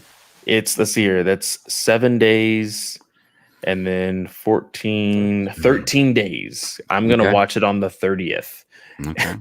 And I requested off, but I requested a paid time off, because if I'm watching that movie, I'm getting paid for it. Like, There you go. There you go. Confession, I still have not seen the first Venom. Venom's one of my Jesus, favorite dude. characters of all time. You know, one of my favorite runs. The Bates run on Venom is great. And I actually the other day found a Venom comic book that I remember from my childhood. I can't remember the name of it. It's a red holographic cover. It's his first solo comic book that I had when I was a kid that I absolutely love, that I wish I had now. And I found it for a pretty decent price. I think I'm going to buy it here in the next couple of days. So it's really, really fun. Well, it's not even I don't know if it's fun. Can't even remember if it's a fun read. I just remember it's Venom's first comic, and it's from my childhood. So I remember it's very, very nostalgic for me. But I need to hop on watching. I think Chris Balga even told me he would share it with me on Vudu so that I could watch it. So I need to hit him up on that. But, I want to see Venom. There's no time. Like, you got to pick and choose so many things you can do. But keep us going, Ross. Let's see. What are you excited about? Hold on. Before we get off of Disney, I'll just go ahead and pull that one that they announced that there was going to be no more Disney Plus release movies. That's it. Right there. That's the one. Yep. The artist Clay for just this. showed a picture of that comic I was talking about. Yeah, it's Venom Lethal Protector #1. Yes. The artist for that book lives in my city. Nice. And so much so that like because Venom is like big now because of the movie, everywhere else you could probably find that book for like stupid amounts of money. In San Antonio, that guy's freaking signature is almost worthless because he has signed so much stuff here in San Antonio. So basically, if I get that and I pay you for it, you can get him to sign it for me and send it back. I could probably find him around town. Yeah. There we go. I'm with you. You know a guy who can mail it. So. I know a guy. Yeah, that's right. That's right. No guy knows a guy. Hey, you do have. Okay, I'll let you finish up your Marvel. But when you finish your Marvel, I have one thing I want to ask you about here because it's got a question mark behind it. I don't know all about it. All that it was that they're not going to be doing. They're not going to be doing the. Was it the Disney Plus Premiere access for any of their movies? So it's cool. I never paid for that anyway. I already paid for the service, so I'm not paying extra. We had that discussion almost a month ago now. Yeah. I mean, for us, it's $50 to go to the movie theater, and that's on a matinee. So I don't that's know a matinee. But the difference is you're getting the experience. Not for there. one, for 5. Oh, true. Okay. So but you're getting the experience there. That's the difference. It's a little bit different experience going to the theaters. That's fine, but I love my couch. It's a true couch. That's true. It's got a great seat in front of it. I feel like me and Beer's Ross way are cheaper in at the home. same boat when it comes to PA, man. When it comes to Premiere Access. Oh my gosh. If I could have see, I will say I was the only person in my theater when I saw Shang-Chi. So like I kind of had the same experience of what I would have had in my home, and it's still now my favorite Marvel movie. So I still feel like if I would have only paid the $30 at my house, it still probably would be my favorite Marvel movie. Wait. Shang-Chi's your favorite Marvel movie? That's what he just said. I got to see this movie. I'm not saying you're wrong because I haven't seen it yet, but I got to see it based on that statement. I've got to see this damn movie. I have my letterbox right now. Wow. It is ranked #1. I've heard really good things about it though. Like I really have. I haven't heard anybody say anything bad about it. So maybe it is, a home run. Everything. Yeah, maybe it is a home run. Okay, so are you is that your Marvel? Because I wanted to ask you a question. You got a question mark here. He-Man question mark. So I only found one source a while back that was rumoring it on the 17th. And I believe that they were probably pointing towards the other series that came out on Netflix. It is not the one that we watched. It is not Revelation. It is the more superhero one with the little kids. The crazy one with the suits. Yeah, I read a source that was pointing it towards part 2, and that I had this list way before any of this was necessary, but it was only on there because I was trying to pay attention to when they were possibly going to do it. And I can't find the source for the life of me, clearly, because it was probably pulled. Very likely, yeah. That show had me, the first 3 episodes, I was like, The last few had me hooked, and especially the last 5 minutes of the last episode, I was like, "Give me more!" It's such a good freaking first half. It took a total turn for me. Like I said, the first 3 episodes, I was like, "I don't know how I'm feeling this." By the end of the last episode, I am so ready to see what happens next. They did Kevin Smith and Mark Bernard did a great job of a cliffhanger there. This new series that came out today, it's 10 episodes long. Each episode is 25 minutes. Sometime this weekend, I am going to try at least the first episode. The animation is very much like the... did you guys ever see the cartoon Transformers Prime? I think it was called, or something like that. Probably did, yeah. Like very, very CG. It's not like traditional like animation. It's actual CG. That's kind of how they play it here with this He-Man, and it's ridiculously cartoonish in the sense of like how like you see Adam, and then you see He-Man. And he's basically the Hulk. and he has Gotcha. like a little waist and little legs, but his shoulders, he's like a freaking football player. So like I kind of like the animation, so that's already selling me. The whole thing with the superheroes and like making it a team thing, like we'll see how it goes. But And I that's have what been had in the me. I've been in the mood for He-Man again. Like so I was like, I'll give the first episode a try for sure. I watched the trailer when I think when it debuted because I was curious because of course it popped up as He-Man. And so like when I watched the trailer, I was kind of instantly like the animation didn't feel weird to me, but at the same time I was like, I don't know if this is the story of He-Man that I want, but hey, someone's gonna watch it. Someone watches everything on Netflix. I don't know who the heck it is, but someone does. Netflix has always recommended stuff for me, so I don't know. Yeah. Like, all right, so let's see some other stuff you have on here. Lego Star Wars Terrifying Tales sounds interesting. I've never even heard anything about that, but I Oh, you like see the trailer the for Lego it? animation stuff. No, I'm So working did man you now. watch- You know, Did you did you watch the I'm adulting. was it the last Christmas special that they did, Lego Star Wars Christmas special? Yes.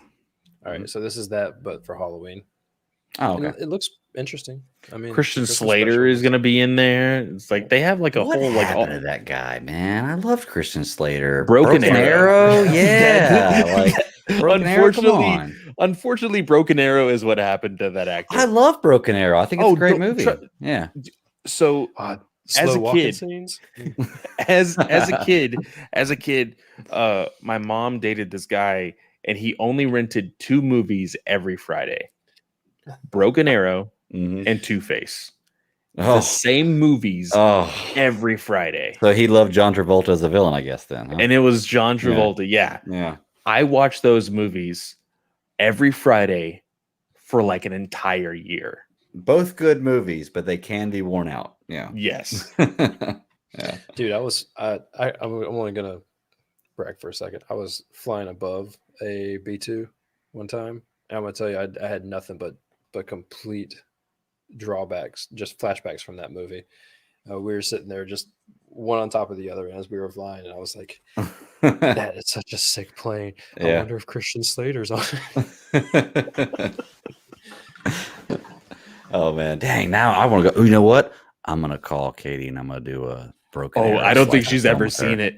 I I don't know. think she's ever seen She's it. never seen any of the movies I want to do with her, which is what's so great about it. I love it. She's never seen You Pulp just wanna watch them Fiction. all again.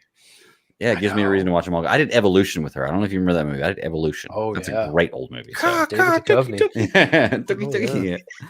Yeah. Let's see some other stuff mentioned on here. Doom Patrol, obviously, going to be a great show. We're going to cover it on here. Oh yeah, we'll just stick to like the next week or so. Foundation. All right.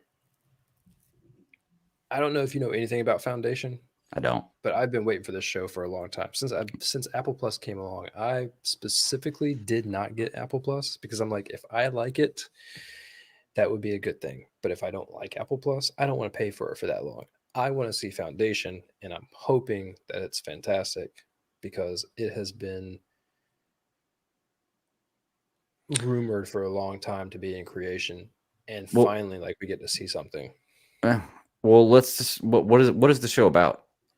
Is it about the book series? Yes. Okay. So Dang. all that I have on there was just the information from the beginning. I mean, Okay. yeah, it's all the way back from the 50s and 60s. In the 60s, it beat out Lord of the Rings for best all-time series is what that says. Really? Okay. But yeah, So it's I mean, probably like, a pretty good story then. it was great story. It's kind of like, you know, I barely even want to describe it to you because you need to get Apple Plus or Apple TV. I Plus for just, do. like, I a month. really do. You just need to get it for a month and then And just watch everything on it and then just everything on it. disconnect. I have a friend at work that does that actually. He tells me he's like every month him and his wife decide what series they're what like streaming service they're going to do. And they purchase it for a month. They watch nothing but that for a month and then they move on to the next one the next month. I was like, that's not a bad idea actually. To be Instead of truly honest paying with for you. them You all, full access. Yeah, to it's not a all bad that idea. stuff. Yeah. Find a way. it to do looks like Foundation is going to be 10 episodes in total. debuting on the 24th of this month. Mhm. Cool deal. That's my anniversary. That is probably, well, of course, like you said, you wanted to watch the morning show. You guys were talking about that, the second season. Yeah. Just came out today.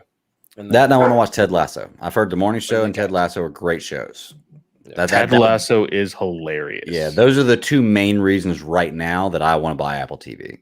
But I think if I buy Apple TV, I'm gonna have to drop something else because I literally have every streaming service there is. So, well, see, this is what you need to $5 a do. month?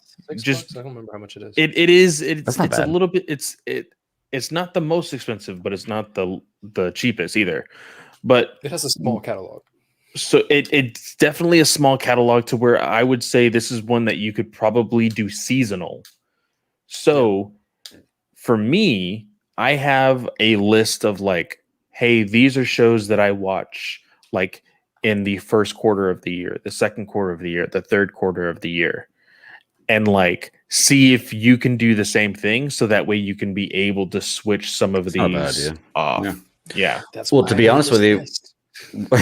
what I was thinking about doing was just switching over to T-Mobile and get a year free of Apple TV. You know, just to get it for free. Switch my whole phone service and everything. New phones. What do you have right now? Verizon. I've had Verizon See- forever. I'm just kidding. I wouldn't do that. Yeah. Don't do T-Mobile Yeah. because they don't do Apple TV.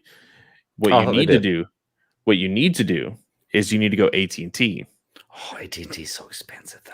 Now listen, Hold on. you get AT&T and you get an iPhone. I don't want an iPhone. I love Listen, my Note. listen, He will listen, never get listen, an iPhone. listen. I love listen, my Note. Listen.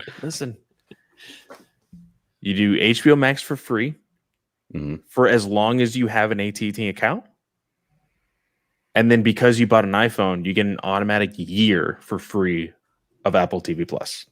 But is it worth selling my soul to get a year of Apple TV for free? That's the question. And then I want to after sell my soul to Apple. And then after that year, you're I'm like, doing okay, alright. I no longer have Apple TV Plus. I'm going to go ahead and get a Note. Boom. Look, y'all, I have literally gone to the store the last 3 times I bought a phone and already bought my iPhone case to take with me to the store and not walked out of there with an iPhone. Okay. I just can't do it, man. I just love a Galaxy Note so much. Like I will don't tell wanna you change. right. I will love tell my you Note right so now. much. I will tell you right now. Mhm. I'm an Android man to the day I die. Mhm. The moment I saw the Galaxy, what's 12, 13? Something like that. Yeah. The moment I saw them basically fucking like, hey, you can rule the world with this phone. I'm like, I only do maybe 1/16 of everything that they just showed on that. Right. Right. This But phone does I way want the- too much for me. I want So the what did I ability to do? do it though. Yeah. Good. But Sorry. why? But why? You don't use it. So do you know what I did that day? That day, I called AT&T and I said, hey, how can I get an iPhone? And how can I switch over to AT&T today? And that's what I did. I probably own 25 Apple devices. And Right now, Well, and that's one not of the me things. personally, but collectively. Yeah. okay. And that's one of the in things. this If you're going to household. go that way, go that way. And I'm not talking shit about Apple by any means because it's a great product. They have great products out there. And like Ross, you can say the command and change the colors of your house right now, or the lights of your house right now. It's crazy the things they can do. I can do that all with my Note too. I just don't have to switch over and learn new terminology and all this other crap. Because I try to get on my wife's iPad and I get so lost on how to do anything. It's so crazy. Greg, I'm I was getting the old, too. first. I was the first way for the first 2 months. Ever since then, And I imagine had- I'd be that same way. I'd imagine I've after had- like I've a had week this or two, I'd phone- learn it. Yeah. I've had this phone since last November. And my God, like, I don't want to change back because it's too freaking simple. Like, I just boop, boop. Okay. I get the one thing that I need. I get it in 2 clicks. And that's what That's it. everybody tells me too. Is it's like I said, it's a great product. I definitely am not talking trash. It's like my dog barking. Sorry. It's like whenever I try to defend LeBron James, I like Michael Jordan. I don't want to talk shit about Michael Jordan. LeBron James is just better. You know, Travis is not here to fight me on it. So LeBron James is just better, but that doesn't mean that I hate Michael Jordan. You know, it's like I said, I like my Note. That doesn't mean iPhones are terrible phones. I like. Look, man. You know who Look, I know that look, you do like? I can look at this. Every time I look, there's Nightwing on my night. There's Catwoman. Yeah, there's Catwoman. Like I got all this. I can change How often do you Joker just stare at your phone's all wallpaper? the time. All the time. Just because I can do that. No Look. wonder you don't watch anything when you're supposed to. But No, see, I get it. Yeah, y'all are totally right. Like I said, honestly, iPhone, as far as easier use and not getting bugs and stuff, is probably a superior product. I just like having the option to customize. You know, that's my thing. And see, also, like, I built this freaking $2,200 PC thinking, oh, I'm going to do streaming. I'm going to do this. It is a podcast freaking machine. That's all this thing is. Mm-hmm. That's do you know what I could also do? Do you know what I can also use a podcasting machine for? I can go fucking buy an Apple computer. And because right now, thank you. $700 Mac Mini M1, and you can do anything on it that you want to. I will go ahead and say thank you to Full Sail. They sent me this bad boy. Like, of course, it's like tuition, but basically for free. They sent me like almost $5,000 worth of equipment. But this within itself connects to my phone. And like, it's the easiest thing in the world. Like, let me tell you a little story. Just today, I had problems with one of them were logged out of Disney Plus or something like that. So I just got my upstairs recarpeted, and I'm lugging all the stuff back upstairs now that we have carpet, right? In order to sign a kid in onto a TV, all they have to do is hit the password box. It goes to my phone, it scans my face, and now they have the password. They're signed back in. I don't have to do anything. The connectivity is awesome. The face scan, the fingerprint. Oh, I don't have to think of any password ever again. It's wonderful. Their password vault is fantastic. That's what, I try to get everyone on it. I'm like, you don't understand how easy this is. It creates its own password. You don't even know what it is. You just let it do its thing. And like I said, when I, Mr. Cybersecurity turns around and tells people that their passwords are stupid, I have to be the guy that turns around and backs it up with information. Like, well, how do I fix it? Here's the simple way. You just get an Apple phone. It'll make it easy for you. It is crazy how much that I can just be like, like for me, I always like to have my phone on hand. If my phone is in my bedroom right now and I have this laptop in front of me, I don't miss a beat on anything. It's great. Like, Greg, you are muted, by the way. Sorry, I was saying that's a fair point right there. Yeah. So. Yeah. And the next step is, Ross, you just showed it. The next step is the watch. It's only a matter of time before I get one. So I'm telling you. Well, see, I love my Samsung watch too. The problem with the Samsung watch is it works, and the same thing with my earbuds, because I have like the Samsung, like the Buds, I think is what they're called. Beans is what they're called. Yeah. They work great with any Android phone, but if you have a Samsung phone, they work that much better, And like I noticed that getting a Samsung phone, because for a while I had an LG and it's fucking sucked. Nothing it just wouldn't connect. Everything wouldn't connect perfectly. But when I have my Samsung phone, my Samsung earbuds, and my Samsung watch, everything works perfectly. And it's like Apple, It's just a matter of what you like, I suppose. It's harmony.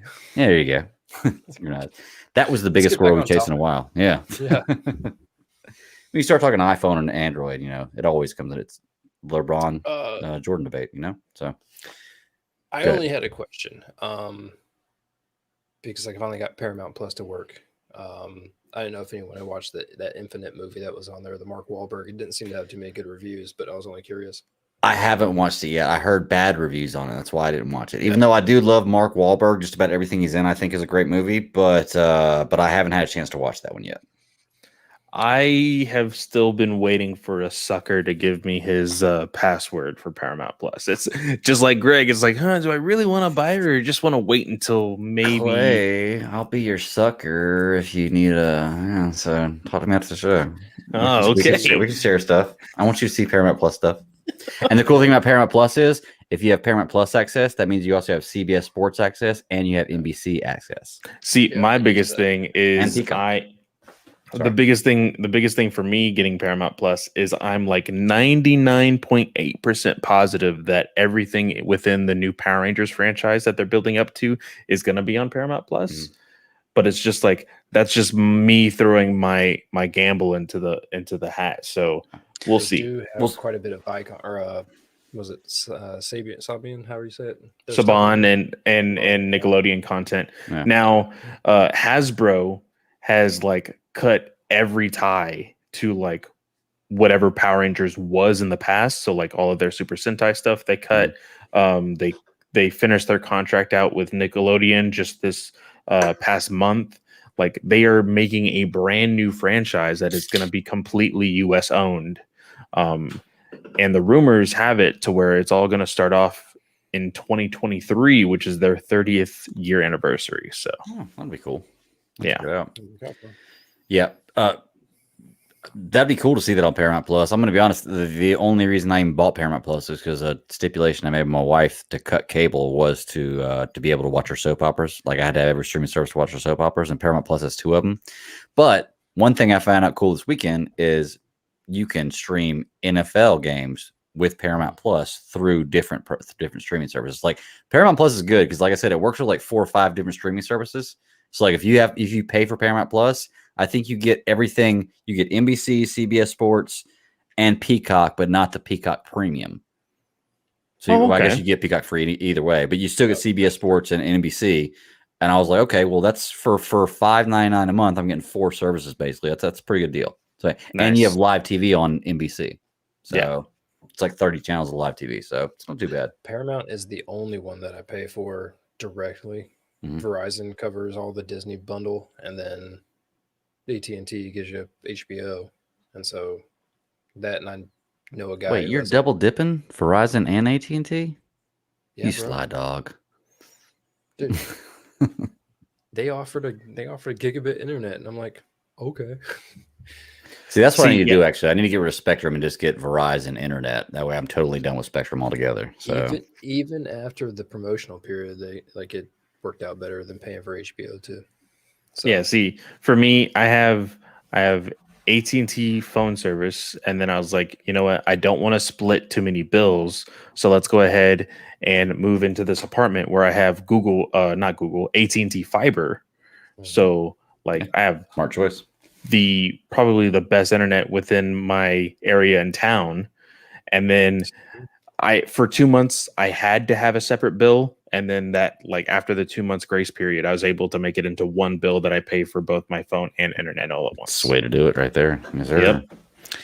But thanks to having HBO for tomorrow being Batman Day, HBO is dropping that massive Batman Audio Adventures podcast. It already started. They're talking about. Did it already start? So right now, if you go to, I just did it. Let's actually look at that right now. They did the video. I don't know if any of you signed into HBO. I think it was yesterday. I saw it. They had the Batman video montage at the very front. I didn't see that yesterday.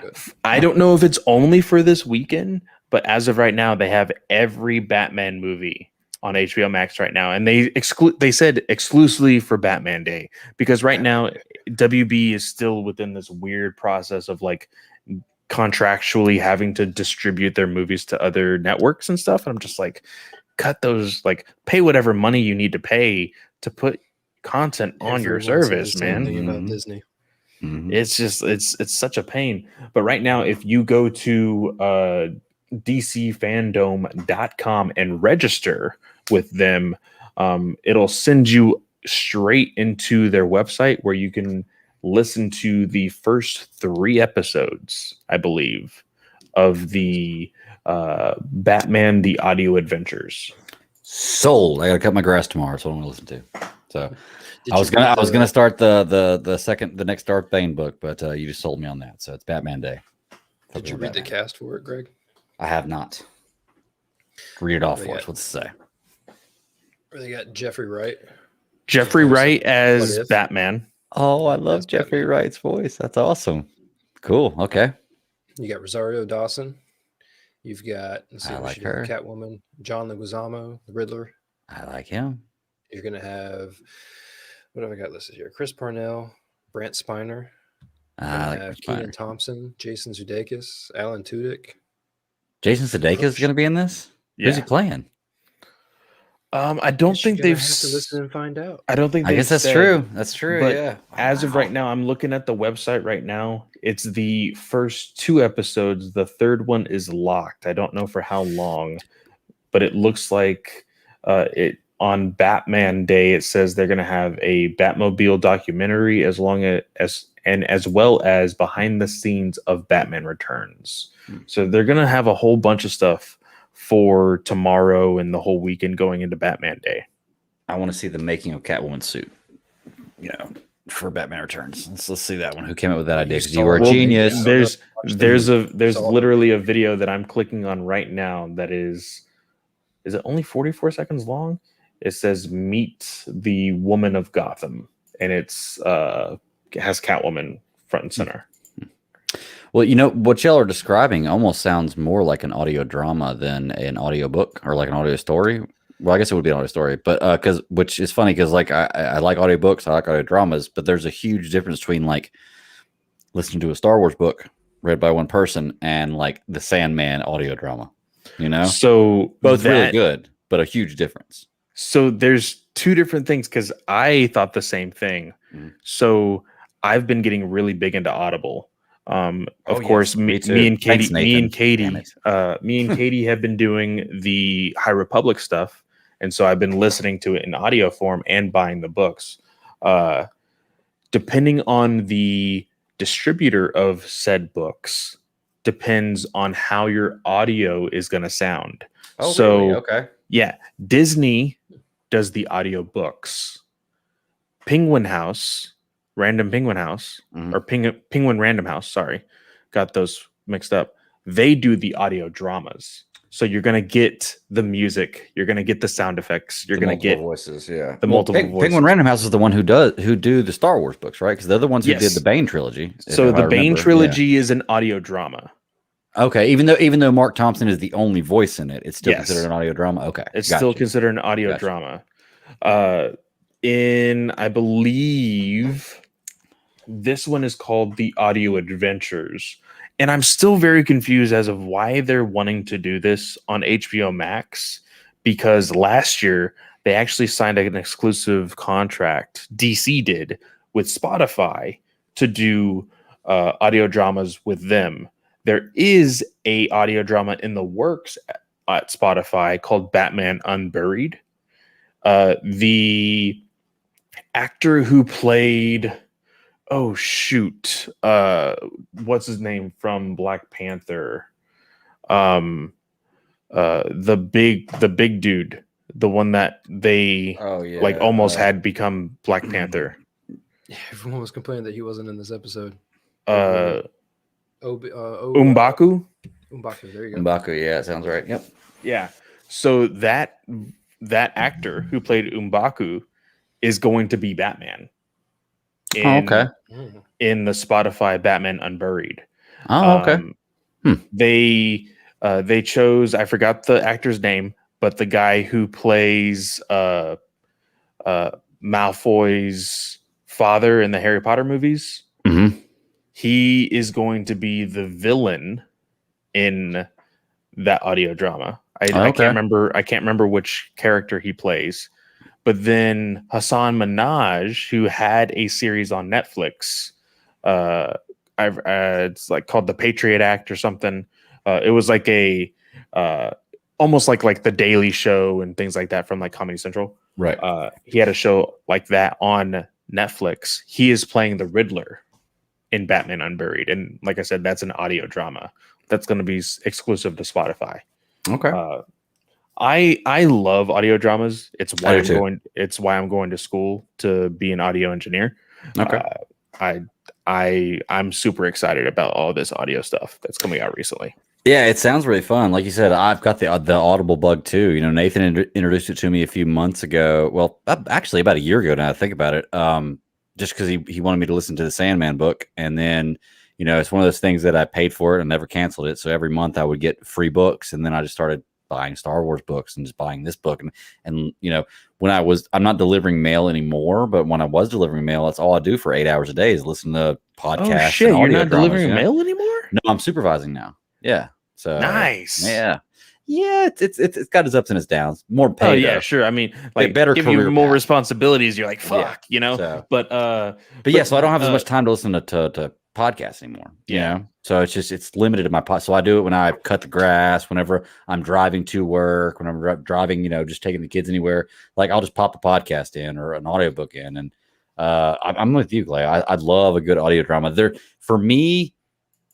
The best audio drama I've listened to, because I haven't listened to a lot, was The Sandman. It was just Sandman 2 comes out in a week. I'm awesome. That's awesome. That's going to be my next purchase because that was an amazing audio drama. And then, you know, I'm loving. Am I correct in saying that Mark Thompson, who does the Star Wars, the Bane or not the Bane trilogy, the Thrawn trilogy, and then I'm just getting into the Bane trilogy. I'm loving that. I just bought the Plagueis book. I just bought the Revan book. Like I'm ready to get into this stuff because I can get immersed in the Star Wars stories where I feel like I can see it and I can just close my eyes. I'll even lay down in bed and just turn a book on and just lay down and picture it in my head. And I never thought I could do that, but audiobooks have really opened up that pathway for me. And it's really, really fun stuff. You know? Yeah, it's really good. Trying to think. God damn it! I hate when I have something I wanted to say, but I can't remember what it was. But let's continue the movies and shows here. What else are we excited about? Let's see. I've got. We'll do the wraps. We got Stranger Things season 4 wrap this week. So it's rumored, most likely, that you're going to see a teaser come up. Ross, I know you love feel about Stranger that show. Things. You love Stranger Things, right? Because you're always telling me I need to watch it. I'm not gonna lie. Never watched a single episode of Stranger Things. I've only seen season 1. Never watched a single episode. Now this could be one of those things like Walking Dead for me, where the whole time Walking Dead or what's the one that had the terrible ending everybody hated, the Game of Thrones. Game of Thrones, yes. Never watched it. Whenever I was telling me, oh, you should watch it, it's great, blah blah. Never did it. Breaking Bad, same way. Watched it years later, and I was like, why the fuck did I not watch this show? And I'm sure with you saying it, Ross, with our personalities being friends forever, I'll probably end up liking it. Same thing with Sweet Tooth. I tried to watch Sweet Tooth. I told my wife, I was like, Ross says this is really good. We should watch this. We started watching the first episode. We both fell asleep. And I was like, and we just never got back to it. I want to watch it, but just never got back to it, So, but I definitely want to watch Stranger Things because I just feel like I'm so far behind on Stranger Things now. I'm going to have to spend a weekend binging the first few seasons. There's only going to be 4 seasons. This is the last one. You're not going to have to panic. So I can probably guarantee that we are going to get a teaser for Stranger Things at Netflix's Fandom. Yep. They have a fandom kind of thing going on called the Drum or the Dum or whatever you want to call it. And it's basically dumb. yeah, it's basically fandom for Netflix. Okay. There's going to be The Rock is going to be a part of it. Henry Cavill's going to be a part of it. Millie Bobby Brown is going to be a part of it. A lot of their big cast members for their like all-time hits are going to be doing exclusive interviews, first looks, behind the scenes, all sorts of stuff. I'm really excited for it because like as people can probably shit on Netflix all day long because oh yeah, now HBO Max has like their thing and Disney Plus has their thing. Like Netflix will always lead the charge. I'll say everybody still has their Netflix account. No matter what you say, everybody still has a Netflix account, Yep. Mm-hmm. So, people will get rid of everything or find a way to get rid of something. But for some reason, because everyone Netflix. that you ask will be like, no, I still have Netflix. Yeah. But I don't know why, because I haven't watched it in probably a couple months. Mhm. Like, I try to switch mine up. I try to watch at least 3 different ones, like throughout a week, like because I have like 7 streaming channels now. I try to watch at least 3 different ones. The next week I'll switch it up and watch some more just to keep up with content. But man, it's they tough. have my favorite like go to bed shows right now. So Ooh, I'm real. what's your favorite I'm go to real bed big. show? Right now, I'm back on Madam Secretary because I'm a political nerd. I Okay. love Okay. I love West Wing. I love Madam Secretary. Like those 2 shows Wow, alone. your just go to sit bed watching. shows are way different than my go to bed shows. It's No. crazy. Right now, Yeah, I hear like you. I said, last episode, like I went through, was it 6 or 7 seasons of Last Ship? I've gone Great through. show. I watched all Last Kingdom all over again. I've gone through. I mean, if you don't want to think about it, clearly, like I'll put on Parks and Rec or Big Bang or something like that. But Mhm. at the end of the day, if I want to keep switching it up, because it makes me feel good about myself going to bed when I'm watching something that I'm paying attention to.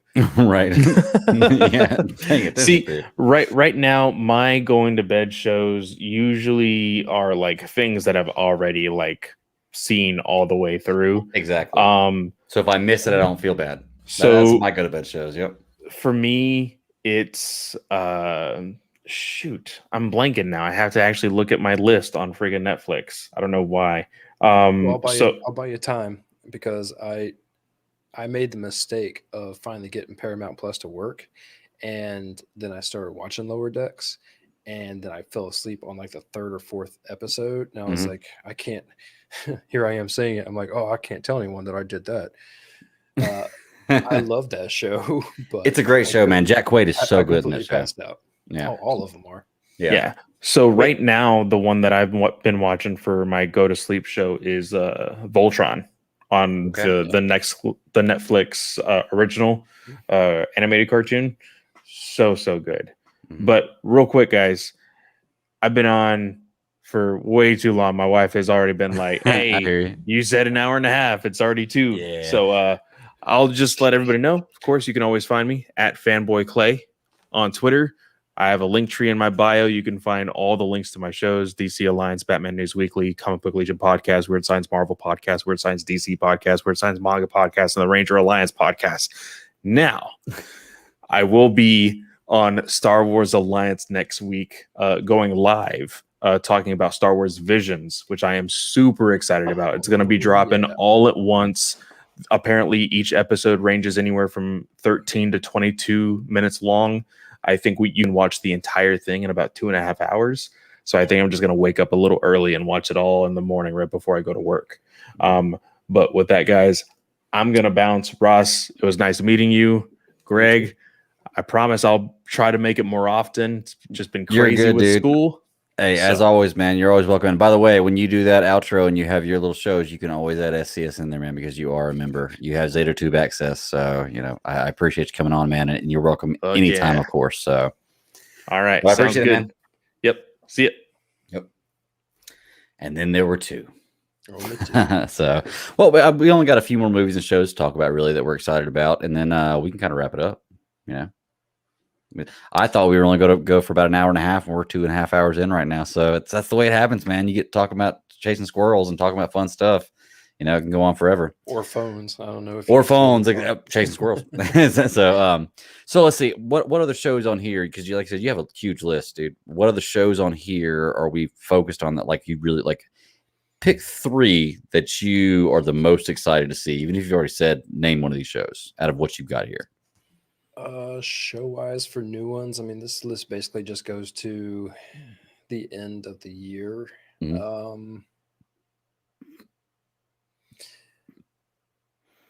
I got to catch up on Star Trek Discovery, so I don't know.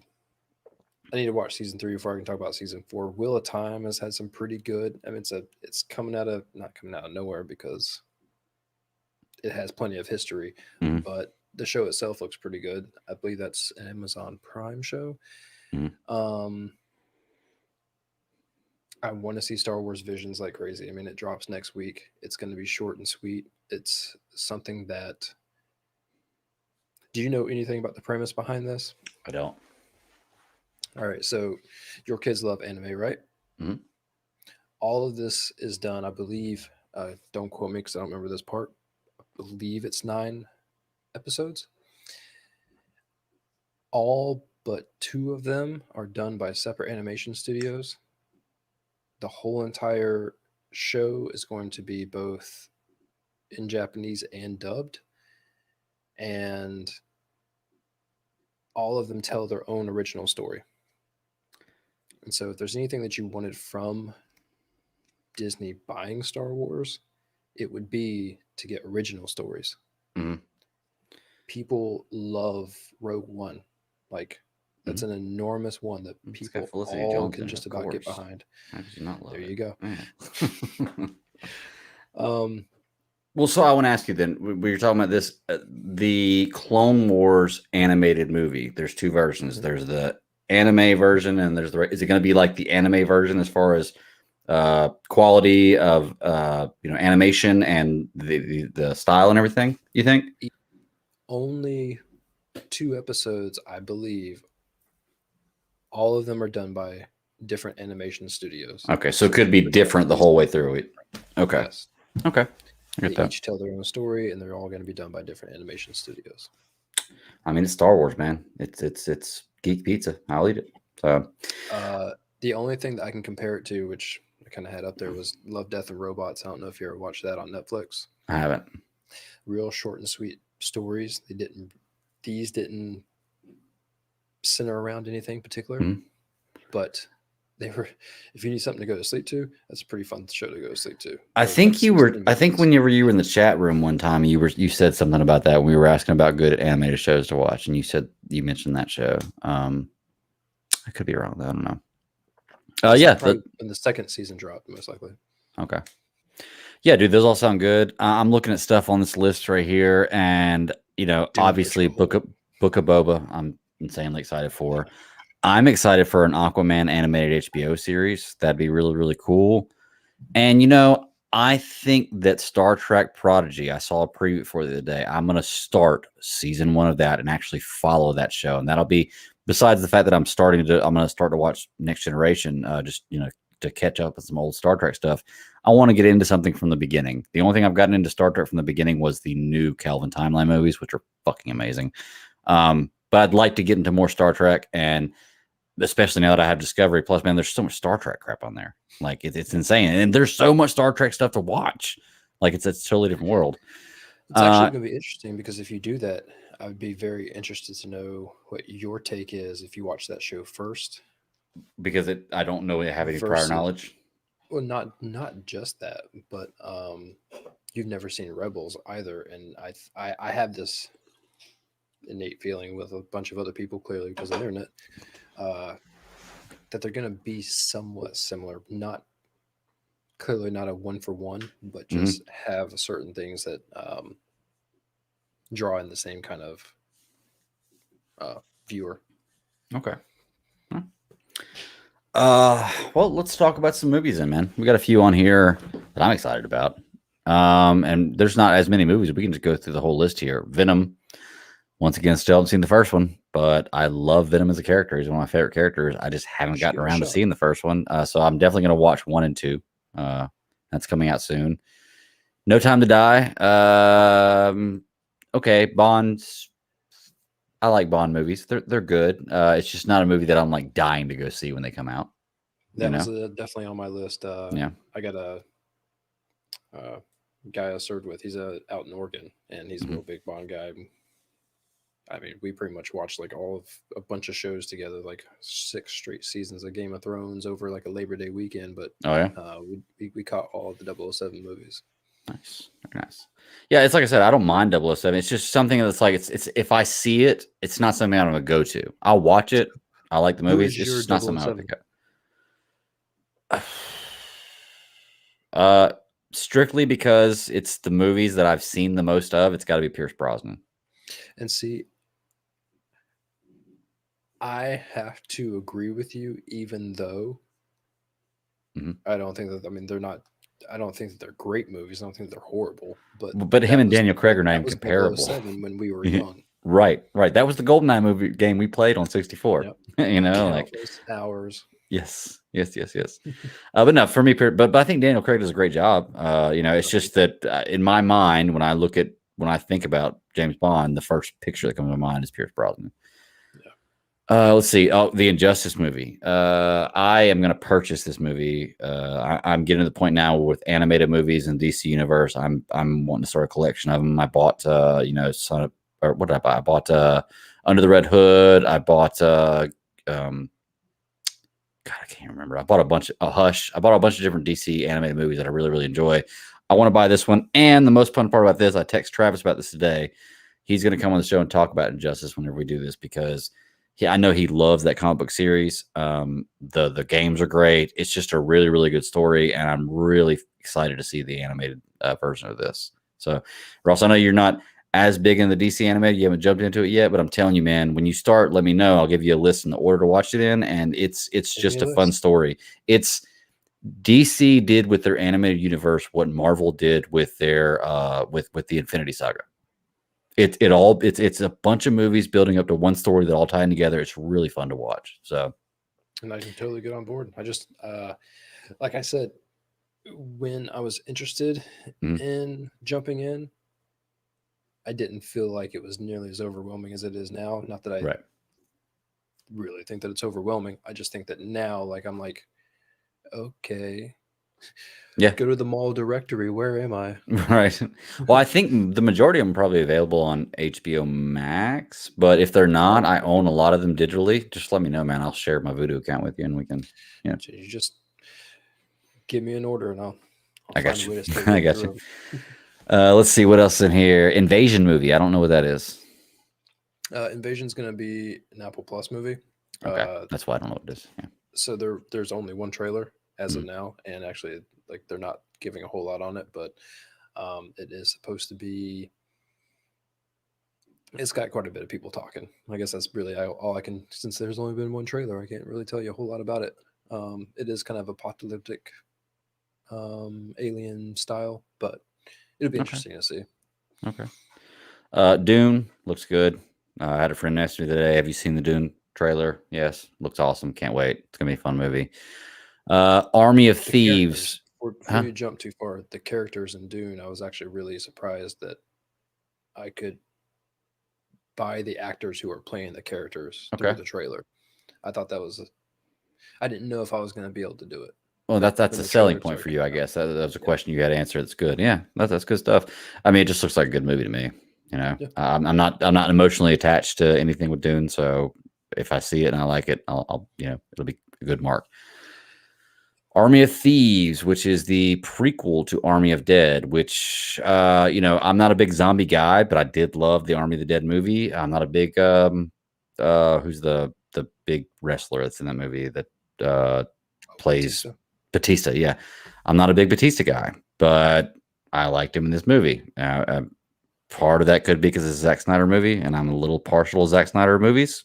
I like his style, but I did enjoy Army of the Dead. I'll watch Army of the Thieves, of course, and hopefully it's not going to ruin it for me because I think that I was pretty satisfied with what I saw in Army of the Dead. I hope that it's not something that gets ruined with the prequel, but it feels more like it's going to be like an Ocean style, kind of. Not clearly that kind of high level of absolute humor in that style. It's going to be funny, but it's going to be in a different way. Okay. I didn't think Army of the Dead was bad, but I felt like it was a Netflix movie. Right. I felt like it was a one and done and like I'm good. Mm-hmm. And clearly they're making this so they wanted people to feel something more than that. And I just don't think I was on that boat. Well, they left a lot of Easter eggs in that movie. There were a lot of things that are questions to answer, that stuff that they didn't explain in the movie, that unless you caught it and heard about it, you wouldn't have seen it, but it could have meant something. It's going to be an interesting series. It's not a movie that I would probably pay to go see in theaters, but I wouldn't be upset if I saw, like, if I was with a group of people and so they wanted to see, and I went to go see it in theaters. You know what I mean? Like, I wouldn't pick it out, but if a group of friends want to go see it, I'm not going to argue. I'll go see it, and I wouldn't be dissatisfied with that. It just wouldn't be what I picked, probably. Yeah. So, let's see. Eternals. We talked about this before. Trailer looks great. I don't know anything about Eternals, and from what Clay tells me, nobody does. So I don't feel bad about that. So it'll be cool. It comes out Ghostbuster. on Digit's birthday, and I was going to try to reach out and see if he was interested in going to see a movie.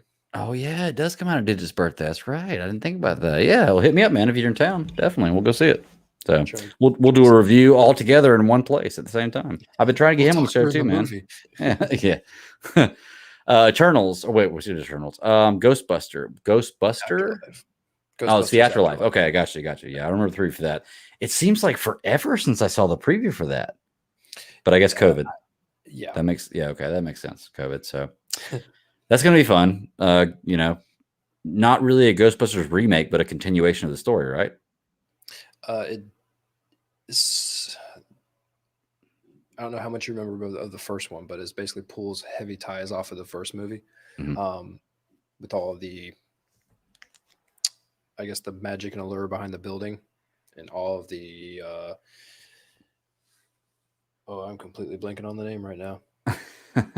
Zool, and it's essentially going to be a retelling of that story, but not in a retelling manner. It's going to be bringing it up in a new way, like something happened. There's a reason why they're out in the middle of nowhere. There's a reason why all of this stuff is going on. Oh, see, I didn't know that. I thought it was a continuation, like the stuff that happened. It is. Oh, it is, but it's a retelling, a continuation and a retelling, kind of. Okay, Yeah, I okay. guess it's the kind of the best way. Retelling may be the completely wrong words to use there. Retelling the wrong word, but Well, no, I think it is right, but it's retelling and continuing, like it's both of them together, yeah, type thing. So it's filling in the blank. Maybe a much better way to put that. okay, I like that. Spider-Man. I'll watch any Spider-Man movie. He's arguably my favorite Marvel character. Him and Thor, kind of, right there neck and neck. And I love Spider-Man movies. This one, man, I don't know what to believe with this movie because every damn day I see a picture of Andrew Garfield. I see pictures of Tobey Maguire. Like I see all this crap and all this stuff. This is what's happening in the Spider-Man movie. And I'm like, what's really happening with this movie? Did you see all the Jimmy Fallon memes? Everything with so Andrew Garfield he virtualed into the show, and they were doing an interview, and the whole thing is that there was a picture floating around with Andrew Garfield, and I may get this wrong, but I believe it was Tom Holland. I think that's what I heard too, yeah. At the end of the day, that all the memes are floating around of him basically saying it's a Photoshop. Some YouTuber came out and basically explained how he did the Photoshop, and all the pictures are of Kevin Feige standing back with a sniper gun, just say the wrong word. Just say the wrong word. Yep. But yeah. I don't know, man. Like I said, I know that I'm getting my Doc Ock back, which is cool. And we'll see what happens with Spider-Man. It's for me. I've seen Spider-Man movies that are better than others, but I've never seen a Spider-Man movie that I hated or really disliked. Spider-Man 3 was iffy, but it wasn't still something I hated. I'll go back and watch it. I mean, it's got been a minute, so why not? We watched all of those movies brand new in theaters. I'm pretty sure you watched them all in theaters. I don't know if we went together or not, but I think we were in high school in the first one. I think when the third one came out, I was in college by the time the third one came out because I remember seeing it in college with some people in college. So yeah. So watching all of those movies, I get people have attachments, but I don't feel heavily attached to the original Marvel Spider-Man movies. And I think but that's just my way of looking at things. I love being able to just be like, I don't know about it, but I'll watch it and see what happens. Yeah. And so as long as I keep an open mind about just about anything that I watch, then typically I don't hate anything. I may not like stuff, but I hate wasting energy on hating things. So. Yeah, I'll give you that. I mean, I can find something usually good in everything I watch, just so I feel like I didn't waste my time watching it, type thing. Yeah, so exactly. And and the Marvel movies or the original Spider-Man movies just weren't something that I've held on to for so long. I agree. I feel like a lot of people are bringing that out. Maybe they're trying to own their fandom or something. But well, what's funny with Spider-Man is with the 3 movies, like I look at his suit and I'm like, okay, the Tobey Maguire Spider-Man suit's the best Spider-Man suit. Then I look at the Amazing Spider-Man suit and I'm like, no, the Andrew Garfield suit is the best Spider-Man suit. Then I look at Tom Holland and I'm like, nope, that's the best Spider-Man suit. And you know what I determined? Spider-Man suits are just badass. That's all there is to it. It's the second coolest suit any superhero wears. Period. Yeah. You know? And I was a big Scarlet Spider guy. Yes. I Yeah. I loved Scarlet Spider. That was my Mhm. dude. Cut off Mhm. hoodie. I'm like, why not? I don't know. Mhm. You're wearing spandex. Of course you're gonna be cold. Yeah. But at the same time, like all of the Spider-Man universes and women universes always have great costumes. They always have great. I, Honestly, I didn't feel so attached to like the original Iron Spider costume, but the fact that it was so ingrained in my head when I saw Mhm. the one that the MCU came up with, I was like, I mean, okay, Yeah. we'll see what happens. Well, Spider Man's one of those guys that he always amazes me. And the best thing about Spider Man is he has the best He amazes you, rogues huh? gallery. Yeah, yeah, yeah. Pun on words. He has the best rogues gallery. He does. Like for me personally, it's Spider Man and Batman number one and number two. And I think honestly, they're the number one, number two sellers of all merchandise across any superheroes, which makes sense. And I feel like kind of a cliche with those two being kind of my favorite. But man, just Spider Man's just the man. I haven't read Spider Man comics in years, though. I used to read Spider Man comics all the time. I used to love to draw them, but I haven't read a lot of Marvel comics in years. But I did just buy what was it? The Sinister War number one a couple weeks ago. I'm gonna continue that story and start reading some more Spider Man. So just a great story, man. You know.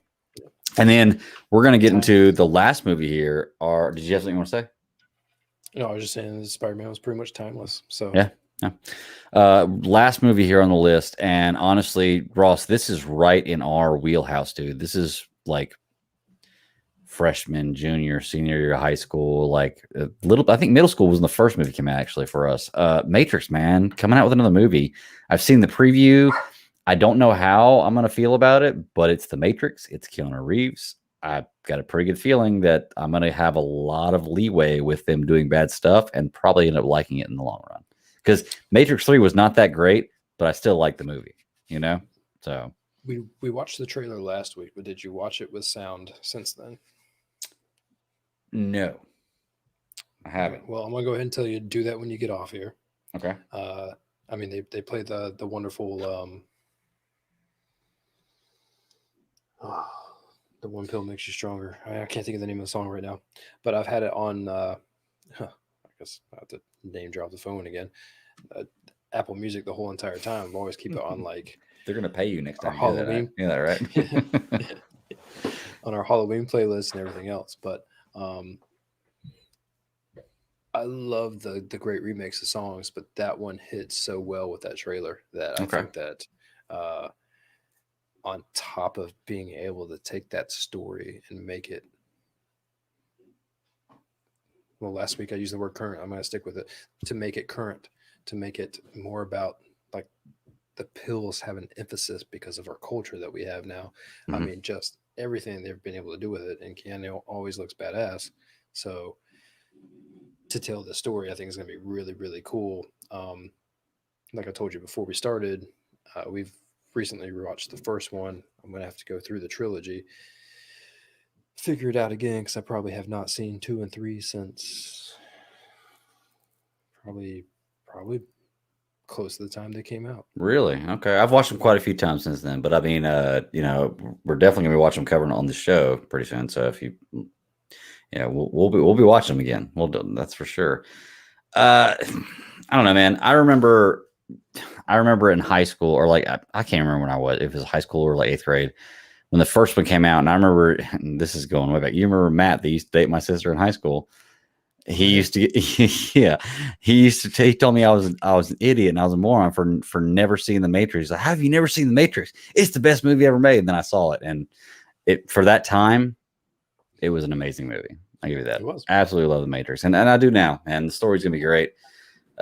This may be one that I go see in theaters just because I know that I didn't see any of the other Matrix movies in theaters, which pissed me off. That I just never didn't do it. This is one I'm probably going to see in theaters or try to make an attempt to. Just the Matrix, man. It's a great story, dude. It's part of our childhood, Yeah. So Where we're at, our movie theater has a bunch of. It's in a. I guess what's the best way to describe it? A boutique strip mall. pinky up on that. Yeah. And so you get a bunch of people that kind of frequent that area and don't really give a crud about other people. So I've been really on the fence about going to see a movie. Mhm. We were going to go see Black Widow. We never made it to actually go see it because things are starting to get a whole lot worse. Plus, our time and schedule definitely flopped. Same thing for Shang-Chi. Like, I want to see it, but if I see it and no one else sees it, That's right, because you have the big Marvel family. That's right. I used to do that just to mess with them, you know, go see it while they're in school and at work, you know. I'm not going to say I haven't done that before. Yeah, you know, it's funny with Ashley. She's the same way. Like, I'll go see a movie that I know she doesn't want to go see, but she'll get mad at me about going to see a movie without her. I'm like, you didn't want to see the movie. Like, why does it matter? But I get it. I understand. It's the experience. So, Yep.